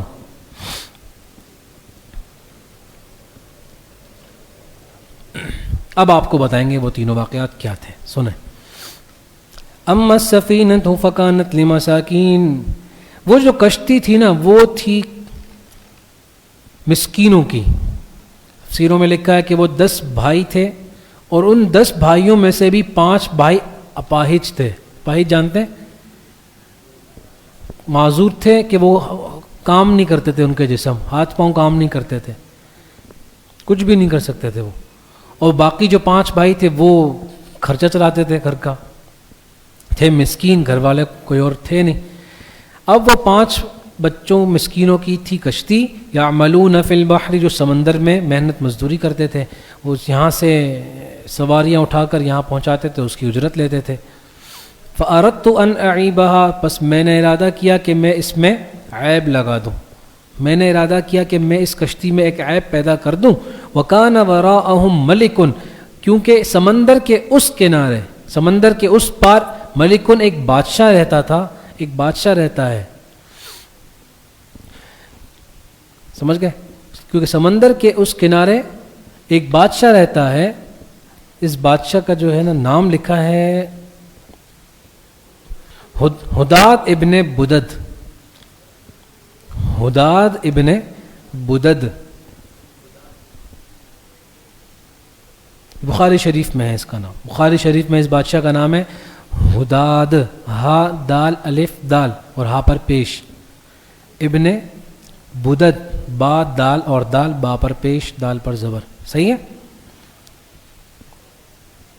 تو وہ کیا کرتا ہے، اس کنارے سمندر کے ایک بادشاہ رہتا ہے. یأخذ کل سفینۃ، وہ ہر کشتی کو نہیں، کل سفینۃ صحیحۃ، جو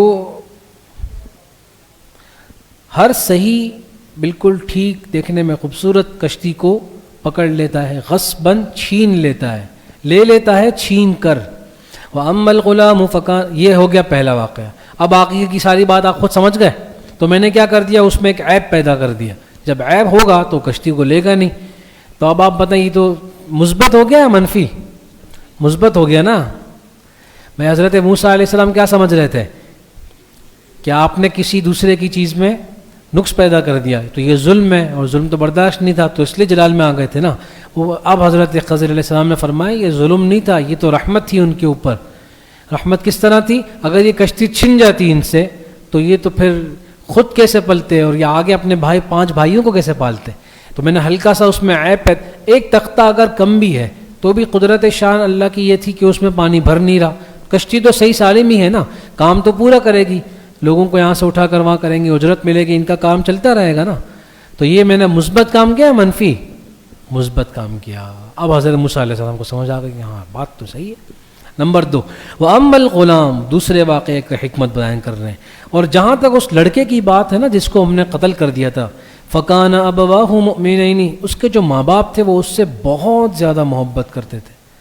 اتنی زیادہ محبت کرتے تھے کہ وہ دونوں تھے تو ایمان والے. اس کے جو ماں باپ تھے وہ ایمان والے تھے.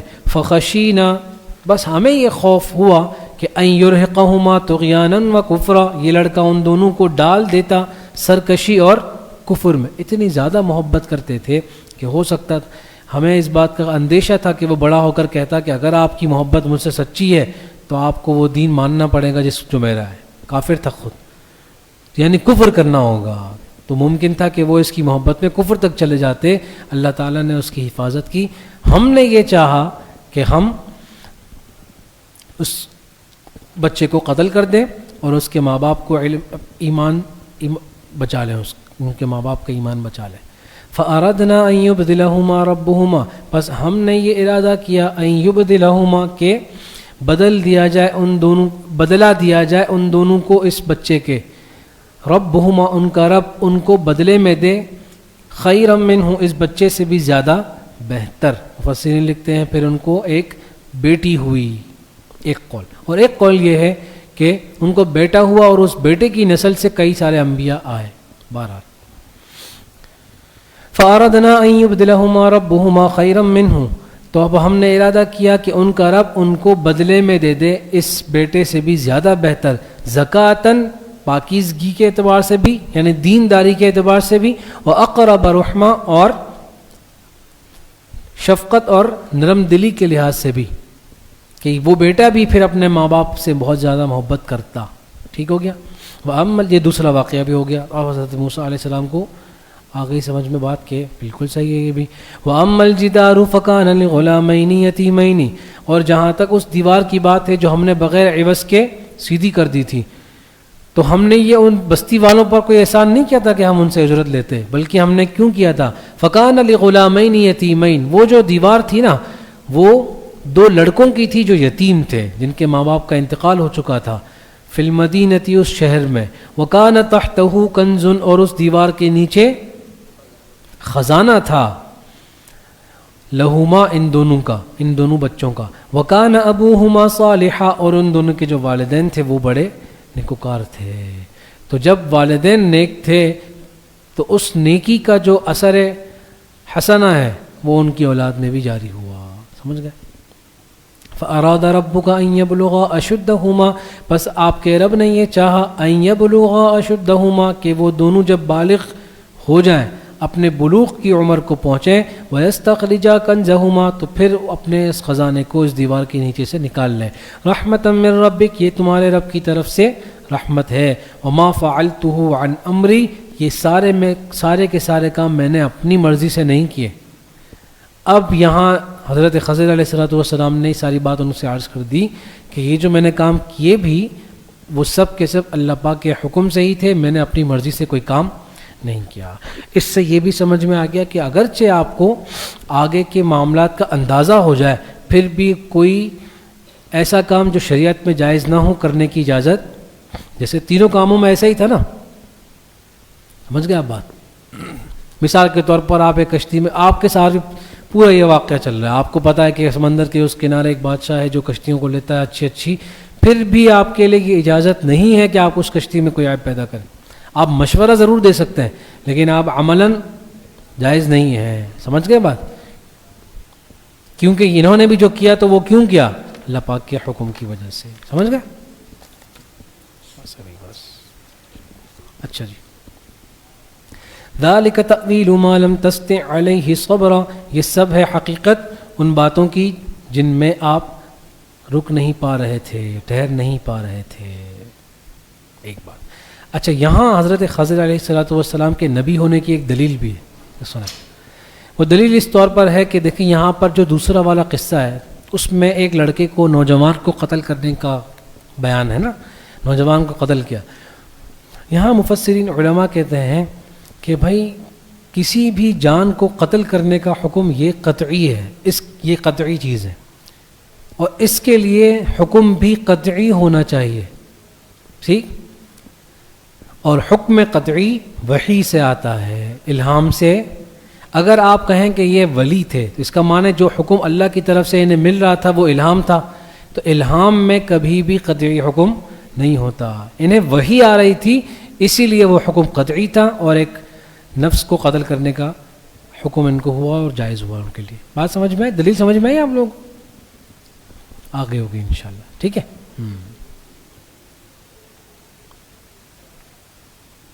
اچھا، پھر فرمایا کہ دو لڑکے تھے جن کے ماں باپ اچھے تھے اور ان کے لیے خزانہ اس دیوار کے نیچے پوشیدہ تھا۔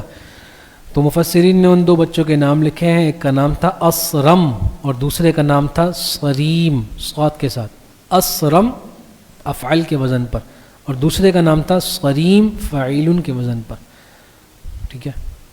اور ان کے جو والد تھے ان کا نام تھا کاشح، کاشح آخر میں ہا ہے، اور ان کی جو والدہ تھی ان کا نام تھا دنیا. سمجھ گئے؟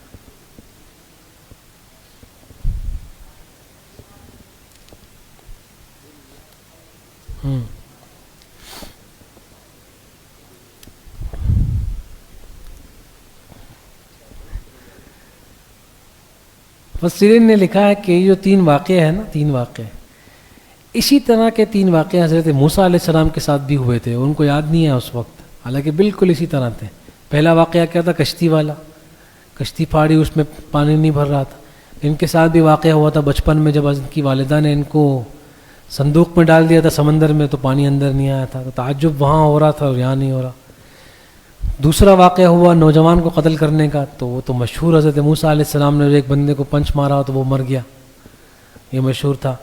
اور تیسرا انہوں نے بغیر، حضرت خضر علیہ السلام نے بغیر اجرت کے بستی والوں کی دیوار ٹھیک کر دی تھی. تو یہ حضرت موسیٰ علیہ السلام بھی حضرت شعیب علیہ السلام کی بیٹیوں کو جو پانی بھرنے کے لیے جب وہ آئی تھیں، تو وہ اتنا بڑا پتھر تھا نا، ہٹایا نہیں جا رہا تھا ان سے. تو حضرت موسیٰ علیہ السلام خود چلے گئے تھے اور بغیر اجرت کے ان کے لیے ساری خدمت کر کے دی. تو کئی 3 کام تو حضرت موسیٰ علیہ السلام نے بھی تو کیے تھے. سوال حضرت خضر علیہ السلام کو پکڑنے. خیر سمجھ گئے؟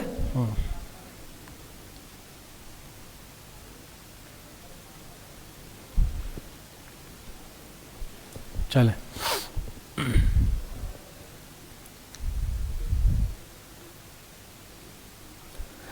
یہ قصہ یہاں پر مکمل ہو گیا. اب آگے آ جائیں. وَيَسْأَلُونَكَ عَنْ ذِي الْقَرْنَيْنِ، اور یہ لوگ آپ سے سوال کرتے ہیں ذو القرنین کے بارے میں. بھئی سورہ کہف کی جو شان نزول آپ نے سنا وہ کیا تھا کہ یہود کے بتائے ہوئے 3 سوالات کفار مکہ لے کر آئے، وہ آپ علیہ السلام سے پوچھنے لگے. اس میں سے ایک سوال حضرت ذو القرنین کے بارے میں بھی تھا کہ اس شخص کے بارے میں بتائیں جس نے دنیا کی ساری جگہوں پر حکومت کی اور سفر کیا، اس کے بارے میں آپ کیا جانتے ہیں. تو اللہ تعالیٰ فرما رہے ہیں یہ سوال کرتے ہیں آپ سے حضرت ذو القرنین کے بارے میں، ٹھیک ہے. اب ذو القرنین یہ بھی ایک نیک بزرگ بادشاہ گزرے ہیں، نیک بزرگ بادشاہ گزرے ہیں، اور ان کا نام ہے سکندر. اچھا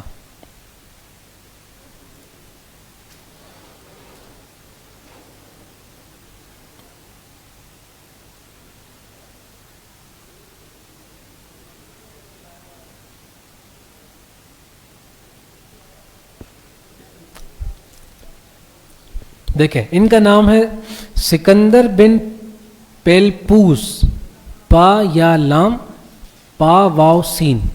بھائی میں نے آپ سے شروع میں کہا تھا نا کہ یہ عربی اور فارسی تو اردو تو ہے نہیں، تو آپ کو لگے گا کہ اس کا کیا مطلب ہوتا ہے. اس کا کوئی مطلب نہیں ہوتا. بے مطلب مطلبی مت بنے اور بے مطلب ہو کر بس تفسیر پڑھے. صحیح ہے. تو ان کا نام تھا سکندر بن پیلپوس، ٹھیک ہے. ہاں، یونان کے ایک شہر مقدونیہ کے رہنے والے تھے. یونان کے ایک شہر مقدونیہ کے رہنے والے تھے، اور اللہ تعالیٰ نے ان کو جو بادشاہت دی تھی اس کی خصوصیت یہ تھی کہ یہ بادشاہت ساری دنیا پر تھی. مفسرین نے یہ بات لکھی ہے کہ 4 بادشاہ ایسے گزرے ہیں جنہوں نے ساری دنیا پر حکومت کی. 2 کافر غیر مسلم اور 2 مسلم بادشاہ. مسلم بادشاہ میں ایک تو حضرت سلیمان علیہ السلام مشہور، اور دوسرے حضرت ذو القرنین. اور جو 2 غیر مسلم تھے اس میں ایک بخت نصر نصرانی اور ایک شداد حضرت ابراہیم علیہ السلام کے جو زمانے میں تھا.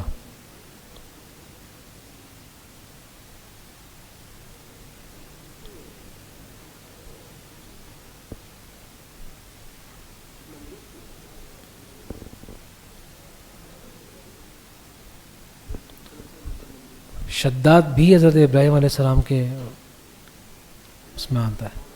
اچھا ایک منٹ. نمرود صحیح، نمرود بن کنعان. ہاں یہ غلطی ہے، اس کو درست کر لیں. شداد نہیں، نمرود. ہاں اس نے بھی ساری دنیا پر حکومت کی تھی. شداد نے تو جنت بنائی تھی نا. ہاں ساری دنیا پر حکومت نمرود کی تھی. تو 2 غیر مسلم اور 2 مسلم بادشاہ.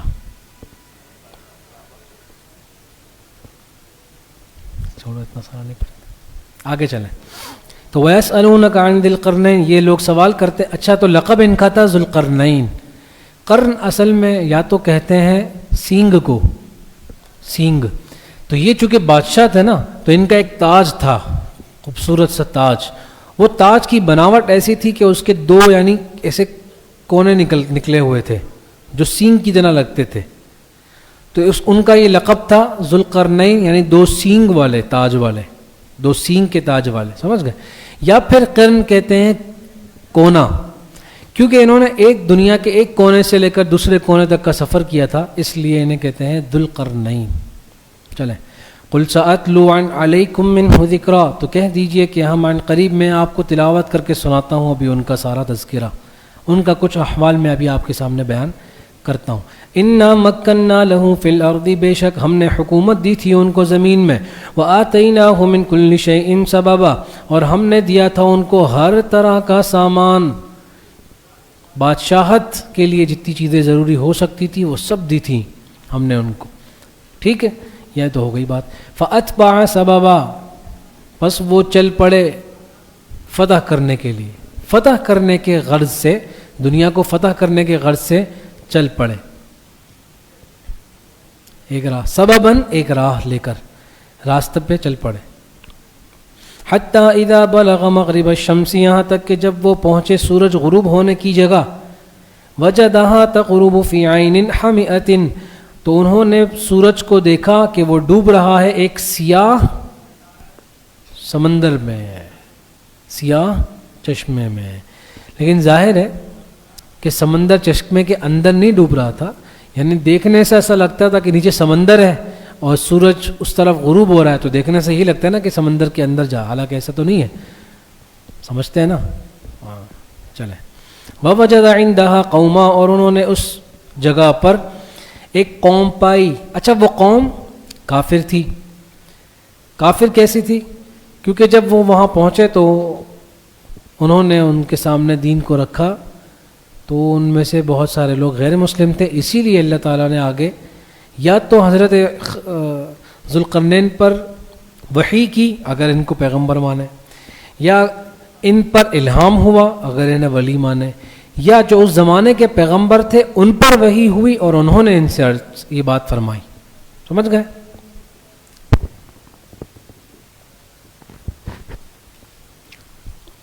کیا بات عرض کی، کیا بات فرمائی اللہ پاک نے؟ قلنا، تو ہم نے کہا، یا ذا القرنین، اے ذوالقرنین، اما ان تعذبا، چاہو تو ان کو عذاب دے دو، و اما ان تتخذ فیہم حسنا، یا چاہو تو ان کے بارے میں نرمی اختیار کر لو. ہیں تو یہ کافر، اب یا تو ان کے کفر کی وجہ سے، کیونکہ آپ سے پہلے بھی ان پر دعوت دین آ چکی ہے، انہوں نے نہیں مانا، تو اب یہ قتل کے مستحق ہو چکے ہیں. چاہے تو بغیر ان سے زیادہ بات کیے ڈائریکٹ ان پر قتل کا حکم جاری کریں اور سب کو قتل کر دیں، یا پھر ان کے لیے نرمی کا معاملہ کریں اور دوبارہ ان کو دین کی دعوت دیں، پھر کوئی فیصلہ کریں. قال اما من ظلم فسوف نعذبه ثم يرد الى ربه فيعذبه عذابا نكرا. تو حضرت ذوالقرنین نے فرمایا کہ میں بالکل انہیں دین کی دعوت دوں گا. ان میں سے اگر کوئی شخص ظلم کرے گا یعنی انکار کرے گا، دین کو قبول نہیں کرے گا، فسوف نعذبه، پھر ان قریب میں اسے عذاب دے دوں گا، یعنی مار دوں گا، قتل کر دوں گا. ثم يرد الى ربه، جب یہاں سے قتل ہوگا تو چلا جائے گا اللہ کے پاس. پھر انجام اخروی کیا ہوگا؟ فَيُعَذِّبُهُ عَذَابًا نُكْرًا، پھر میرا رب اسے عذاب دے گا، سخت طرح کا عذاب. وَأَمَّا مَنْ آمَنَ وَعَمِلَ صَالِحًا، اور جو شخص بھی ایمان لے آئے گا اور نیک عمل کرے گا، فَلَهُ جَزَاءً الْحُسْنَى، پس پھر اس کے لیے ہوگا ایک بہترین بدلہ. یہ انجام اخروی ہے، جنت. سمجھ گئے؟ یہ وَلَهُ جو ہے نا یہ خبر ہے، فَلَهُ جو ہے نا یہ خبر مقدم ہے، اور الحسنہ یہ مبتدا مؤخر ہے، مبتدا خبر جملہ اسمیہ خبریہ. اور یہ جو جزاء ہے، چونکہ فلاح الحسنہ کا ترجمہ ہے، بس ان کے لیے ہوگا بہت ہی بہترین چیز. اب وہ چیز کیا ہوگی؟ ابہام ہے، اس ابہام کو دور کر دیا جزاء نے، تو کیا بنا؟ تمیز. شاباش. ممیز تھا الحسنہ ممیز، اس میں ایک ابہام تھا، سمجھ نہیں آ رہا کیا چیز سب سے بہترین ہوگی ان کے لیے. پھر فرمایا جزاء، بدلہ ان کے لیے بہترین بدلہ ہوگا. وَسَنَقُولُ لَهُ مِنْ أَمْرِنَا عُسْرًا, اور ہم کہیں گے اس کو اپنے برتاؤ میں آسان بات, یعنی پھر ہم اس کے ساتھ معاملہ بھی اچھا کریں گے, آسان کریں گے جو ایمان لے آئے گا. سمجھ گئے آپ لوگ بات؟ ثم اتبع سببا, یہ تو ایک سفر کا قصہ سنایا. پھر آگے ثم اتبع سببا, پھر انہوں نے دوسری جانب کو لیا. تو ابھی یہ کہاں گئے تھے؟ مشرق میں, اپنا مغرب میں گئے تھے. اب یہ چلے جائیں گے مشرق کی طرف, یہاں تک کہ جب وہ پہنچے مطلع الشمسی, سورج کے طلوع ہونے کی جگہ, وجدہا, تو انہوں نے پایا اس سورج کو کہ وہ طلوع ہو رہا ہے, علی قوم, ایسی قوم پر, لم نجعل لہم من دونہا سترا, جس کے لیے ہم نے سورج سے بچنے کا کوئی رکاوٹ نہیں بنائی. سورج کی دھوپ اور سورج کی گرمی سے بچنے کی ان کے درمیان میں کوئی رکاوٹ, کیا مطلب؟ چھت نہیں تھی نا, اتنا سوچ کیوں نہ ہے. یعنی ان کو گھر بنانا نہیں آتے تھے. جب بھی کوئی تیز بارش ہو رہی ہو یا تو وہ غار میں چلے جاتے تھے بارش سے بچنے کے لیے, لیکن گھر بنانا ان کو آتا نہیں تھا, تو اللہ پاک نے یعنی سکھایا بھی نہیں. یوں مقصد ہے اس کا. کذالک, معاملہ اسی طرح ہے جو ہم آپ کو بتا رہے ہیں. کیا مطلب؟ چونکہ آپ کو یہ بات پہلے بھی آئی کہ یہود کی کتابوں میں تو یہ بات آئی تھی نا, تو وہ قصہ بیان کرتے تھے اور پھر اس میں چاٹ مسالہ اور گرم مسالہ لگا کر اچھا بتانے کے لیے سناتے تھے قصے, تاکہ پبلک اس کا دیکھیں نا. خطابت میں جو زیادہ چیخ کا بیان کرتا ہے نا, جو بیان کرتے ہوئے کبھی مائک بھی ہلا رہا ہے, کبھی ڈیسک بھی, تو زیادہ رش اس کی خطابت میں ہوتا ہے. لوگ بولتے ہیں کہ اس کو یوٹیوب پہ اس کا نام سرچ کرتے ہیں. سمجھ رہے ہیں بات؟ تو یہود اس طرح بیان کرتے تھے. تو اللہ تعالیٰ نے فرمایا الامر کذالک, ہم جو بیان کر رہے ہیں نا یہ صحیح والا یہ ہے. اگر تو کوئی اس کے مطابق بیان کر رہا ہے تو بہت اچھا, نہیں کر رہا تو اس کو درست ہو جانا چاہیے. خیر, وقد احطنا بما لدیہ خبرا,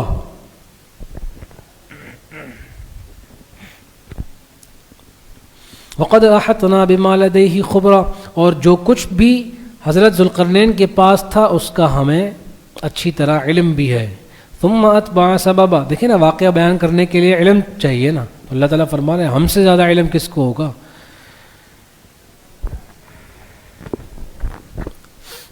ثم اتبع سببا, اب یہاں پر بھی وہی ساری ترتیب ہوئی جو پیچھے ہوئی تھی کہ آپ ان کو دین کی دعوت دے دیں, مان لیا تو بہت اچھا, نہیں مانا تو سزا. ثم اتبع سببا, پھر وہ چل پڑے ایک دوسری جگہ.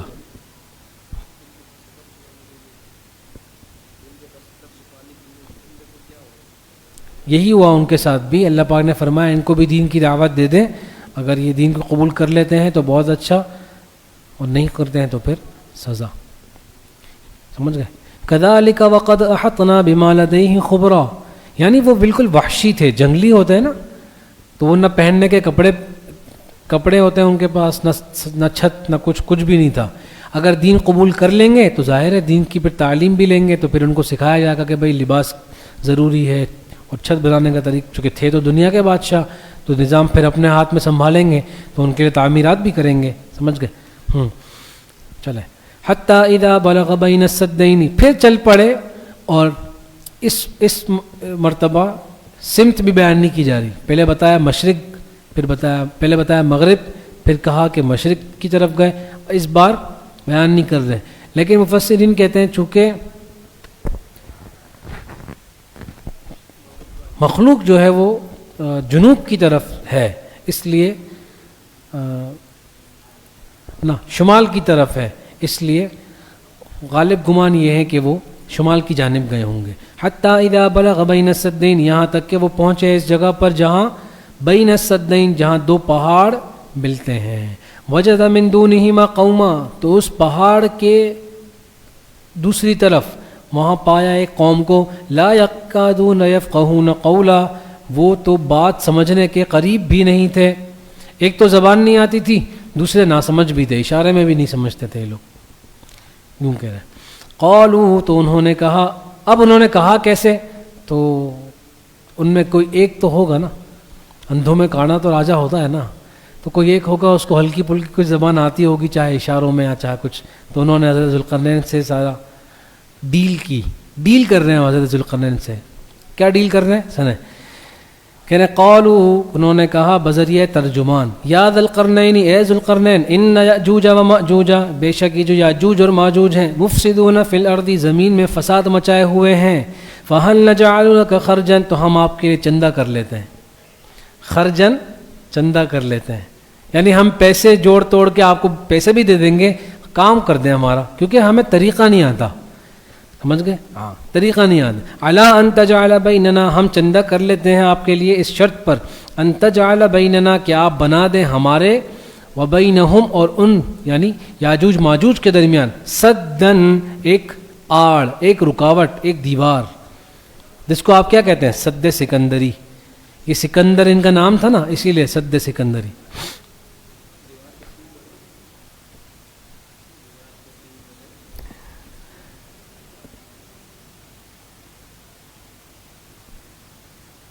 اب یہ دیوار کون سی ہے تو بعض لوگوں نے کہا یہ دیوار چین جو بنی ہے نا یہ دیوار یہ وہی سد سکندری ہے لیکن ایسا نہیں ہے کیونکہ ابھی آپ سنیں گے اس دیوار کی نشانیوں میں سے ایک نشانی یہ تھی کہ اس میں نقب نہیں لگ سکتا سوراخ نہیں ہو سکتا حالانکہ اس وقت جو دیوار چین ہے وہ کئی مقام سے ٹوٹی ہوئی ہے بالکل سمجھ گئے راجح قول کے مطابق کاکیشیا میں قفقاز کے پاس در داریال جگہ کے نام ہے یہ سارے وہاں ایک دیوار ہے وہ تانبے کی ہے اس کو کہتے ہیں سد کوہ قاف راجح قول کے مطابق یہ دیوار وہ ہے خیر بہرحال یہ بات ہو گئی دیوار چین نہیں ہے بس یہ سمجھ لیں ٹینشن مت لیں اگر آپ کو نام یاد نہیں رہتا کوئی ضروری چیز نہیں صرف اس علم پر آپ فوکس رکھیں جس کا تعلق تشریعیات سے ہے ہاں اس کا دھیان رکھیں چلیں قال ما مکنی فیہ ربی انہوں نے حضرت ذوالقرنین نے کہا کہ میرے پاس جو کچھ اللہ نے مجھے دیا ہے وہ خیر وہ زیادہ بہتر ہے فاعینونی بقوت پس تم میری مدد کرنا قوت بازو کے ذریعے مجھے افراد چاہیے ہوں گے میں تم کو طریقہ نہیں آتا میں طریقہ بتاتا جاؤں گا وہ کرتے جانا تو ایک اچھی دیوار ہم بنا لیں قوت بدنی ہمیں چاہیے اجعل بینکم و بینہم ردما تو پھر میں بنا دوں گا تمہارے اور ان کے درمیان ایک مضبوط دیوار بس کرے اب اس کے آگے کیا ہوا وہ انشاءاللہ اگلے سبق میں کریں گے وآخر دعوانا ان الحمدللہ رب العالمین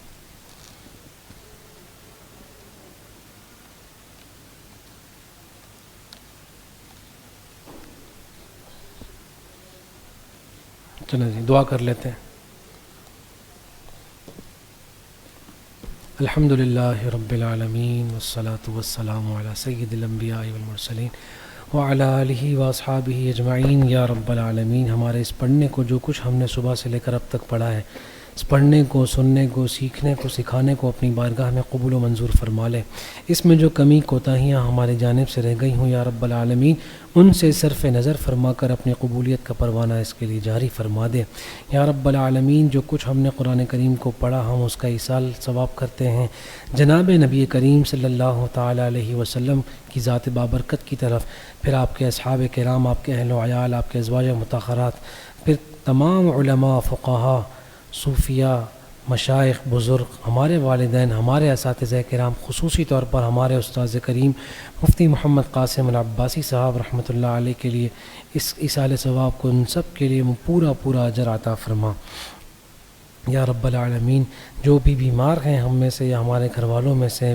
گھروں میں ہیں اسپتالوں میں ہیں انہیں مکمل طور پر شفایابی عطا فرما یا رب العالمین ہمارے اس پڑھنے کو اس عمل کو اپنی بارگاہ میں اخلاص کے ساتھ قبول فرما لے آمین آمین آمین ان اللہ و ملائکتہ یصلون علی النبی یا ایہا الذین آمنوا صلوا علیہ وسلموا تسلیما سبحان ربک رب العزة عما یصفون وسلام علی المرسلین والحمد للہ رب العالمین.